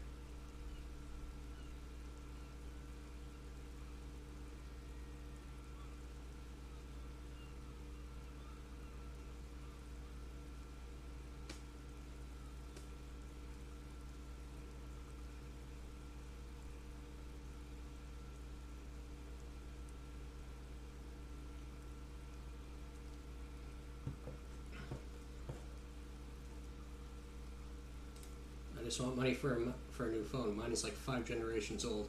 Mine too. I got a real old phone. But I like my phone, you know? Not a good position to be in, by the way. Internal Affairs handles these cases thoroughly, by cross-examining you for inconsistencies. It is hard to cover for anyone, which is for the best. And who makes all these rules? The coalition government? Yes, the international community's mission in Revachol, and the moral intern more broadly. I see. The RCM was formed by the coalition government to restore order in the international zone after the revolution. So we did. Now we attempt to maintain that order. No more, no less. His gaze is absently fixed on a window below that just went dark. Or perhaps it is better to say we were allowed to form. It's a point of contention whether the citizens of Revachol or the coalition government founded the RCM. Yeah, let's say it was the citizens. Be sentimental if you like. Either way, The Morlinton leases us the right to keep the peace in this city, and they will take it away if we misuse it. Or if they think you do. The Morlinton, what is that? The Moralist International are the world's largest political organization. You know who they are. They have been running this place after the revolution failed. How do you say you know who we... Yeah, I really don't know.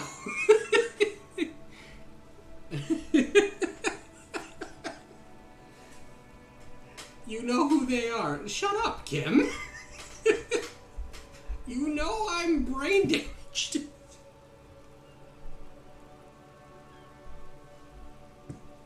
I really don't know. That's how bad it is in here. Okay. There are a union of center-left and center-right parties across the Real Belt. Our coalition government is just one of its many projects. They also run the ICP, EPIS, most intergovernmental organizations in the world. Cooling saucer, I see. That always works, right?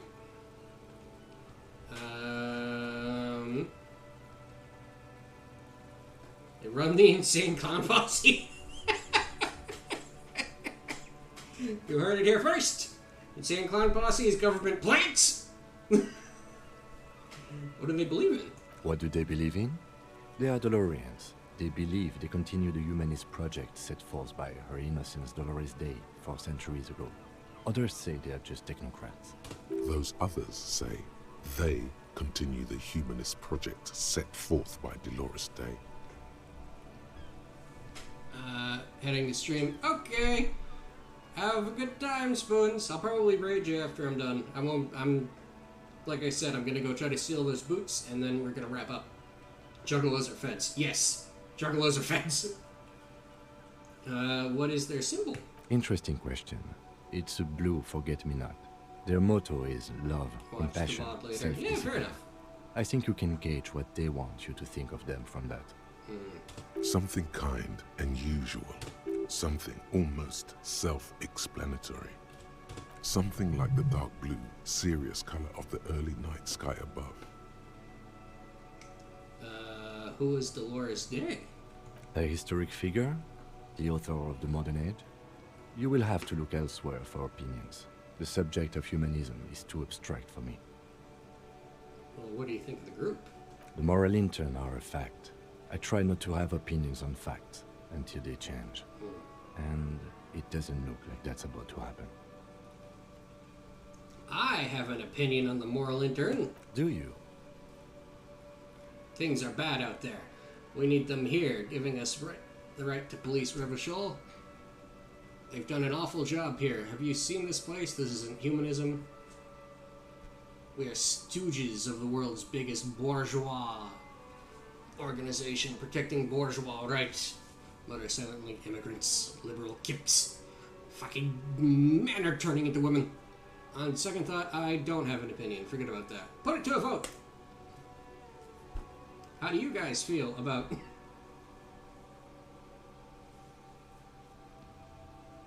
Yeah, you know, I had a feeling the anti-4? Who's here voting that we... Who's out here voting for this? Who did that? Who picked the far right one? Let me pull up my fucking... Let me refresh... Who's in my viewers? I know another TTV viewer is a bot. All these people look like bots. I just clicked one. Oh, hi, Natani.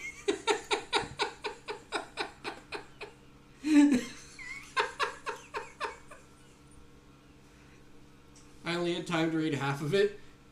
You read immigrants and liberals and thought, yeah, you know, those two words on their own seem fine. But yeah, we are stooges of the bourgeois. No, we are stooges of the world's biggest bourgeois organization, protecting the people of Revachol. That's the hand we were dealt. Without the MI, we would be common vigilantes. You have cred. We'll only bully you a little. Yeah. I just got here. Well, you're right on time. I'm about to go try to steal a corpse's boots, and then we're going to wrap up. After we're done talking to Kim. Actually, Vigilantes is okay with me. That's not my mistake. Yeah, Vigilantes sounds bad. No, this must be his mistake. This must be Harry's mistake. He doesn't understand that word's plural. Maybe we should make our own law. That's pretty bad. Put it to a vote. This is a moral question.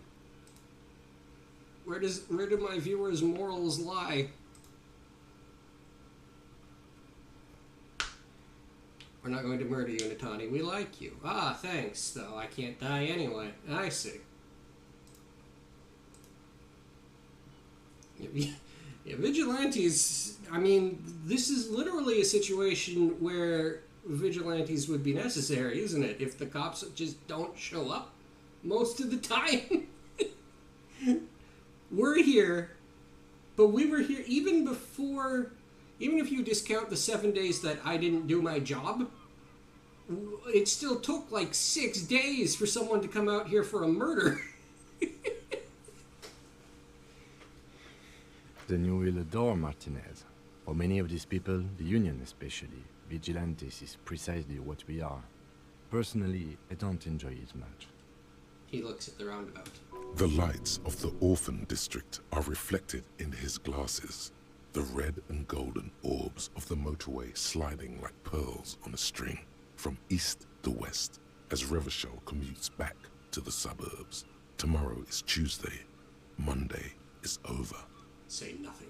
Look into the night. The dying lights of the city shimmer below.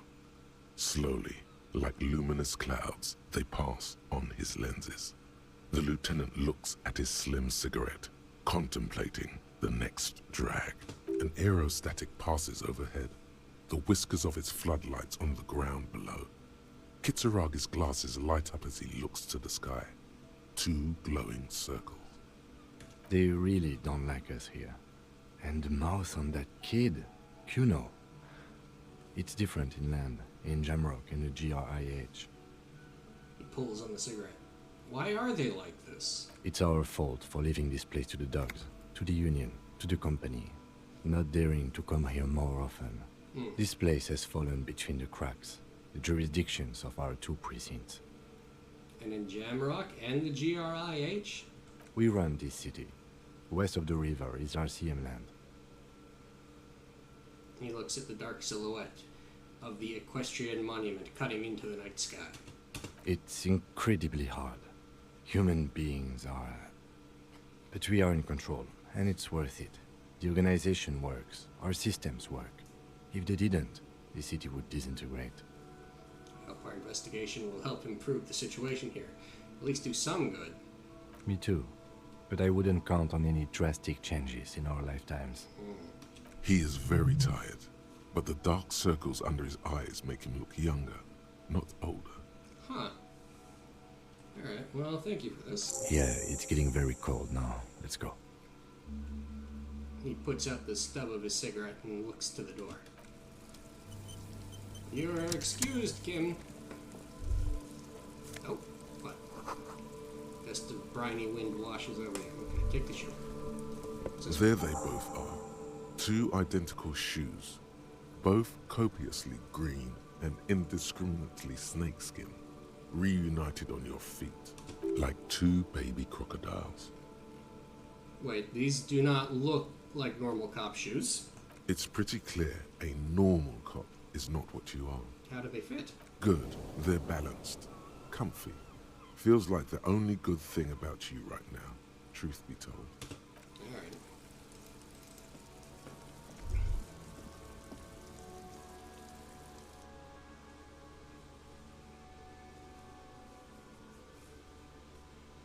Almost done.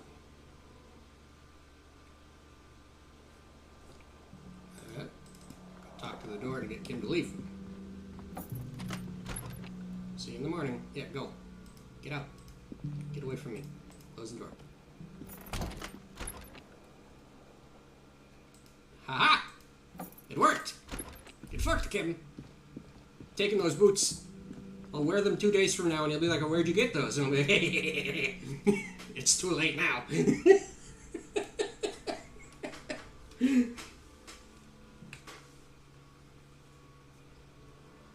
Get those boots, get those boots, get those boots. Oh, wait, we gotta do this too.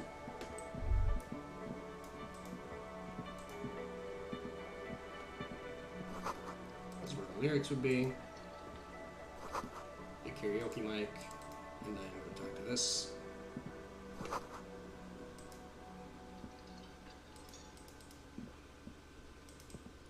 Oh, it didn't happen.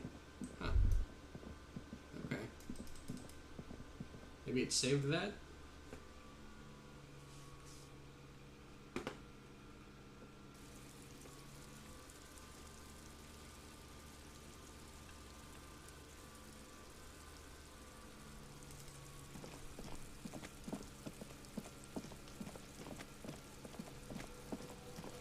Go to bed. The rotting man lies on his side with his eyes looking straight through you. You're gonna play a The Kuma belt in is Ultra still Street Fighter around 4? his neck. His body is supine and open to intrusion. By autopsy. Give me those boots. Before you can grab hold of the boot, you hear a voice coming out of the dead man's mouth. It's the voice of Lieutenant Kim Kitsuragi, telling you to stop whatever you're doing. You're sabotaging the crime scene, and yet you haven't even finished the field autopsy. Come back later when you're done with the investigation. No, but then he's gonna want to move the body. Give me the boots. Before you can grab hold of the... You're sabotaging the crime scene. Oh, we're not even allowed to. Fine.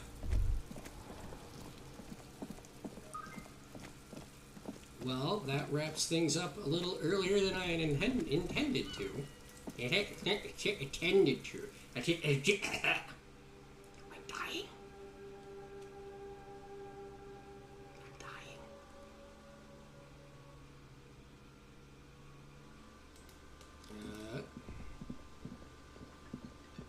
I'll go get to our room and then I'll... Oh, wait, whoa. What? What? You should totally sing karaoke here. Yes. The first chance you get. Souls Immense. Utterly. Yep. Through a PA by other people. What should I sing? You should sing The Sad Small Church really gave my soul. Service. You would need another Sing the copy sad of song. the tape first, though. The Finish one the thought. Sweet!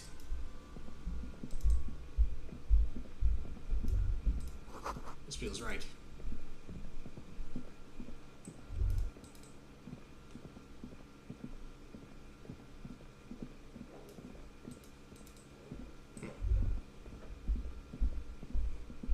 Come on, where's the other one? Where's the superstar one? We don't get it? Oh well. Don't die. I'm trying not to. It's hard, you know? I'm made of like 95% dead skin cells and shit. There's a tiny bit of poop in me somewhere. Get in the room. Close the door. Save the game. Save the game. Go back to the main menu. Plastic bag and sell shit. Yep. We all have shit in us somewhere. You're not allowed to die. You don't know that. What about if I just did anyway? Wouldn't that be a good way to wrap things up? Well, you heard it here first. Okay. Now, who do we raid? I wonder. You'd kick my ass. You'd kick my ass. That'd be so rude. Spoons said she was drawing. So we could go raid Spoons. Oh no, wait, she spells it weird with like a bunch of Z's. No. Little Spoon. Boyfriend dungeon. Huh. If you die, I'll kick your ass. Oh. Damn. Okay. I will turn the desktop audio off. Turn this back up. My music. My music. My music. Okay. Don't spinning bird kick my butt. I'd see you doing it though. I'd see you doing your charge inputs and be like, ah, fuck you. Start raid.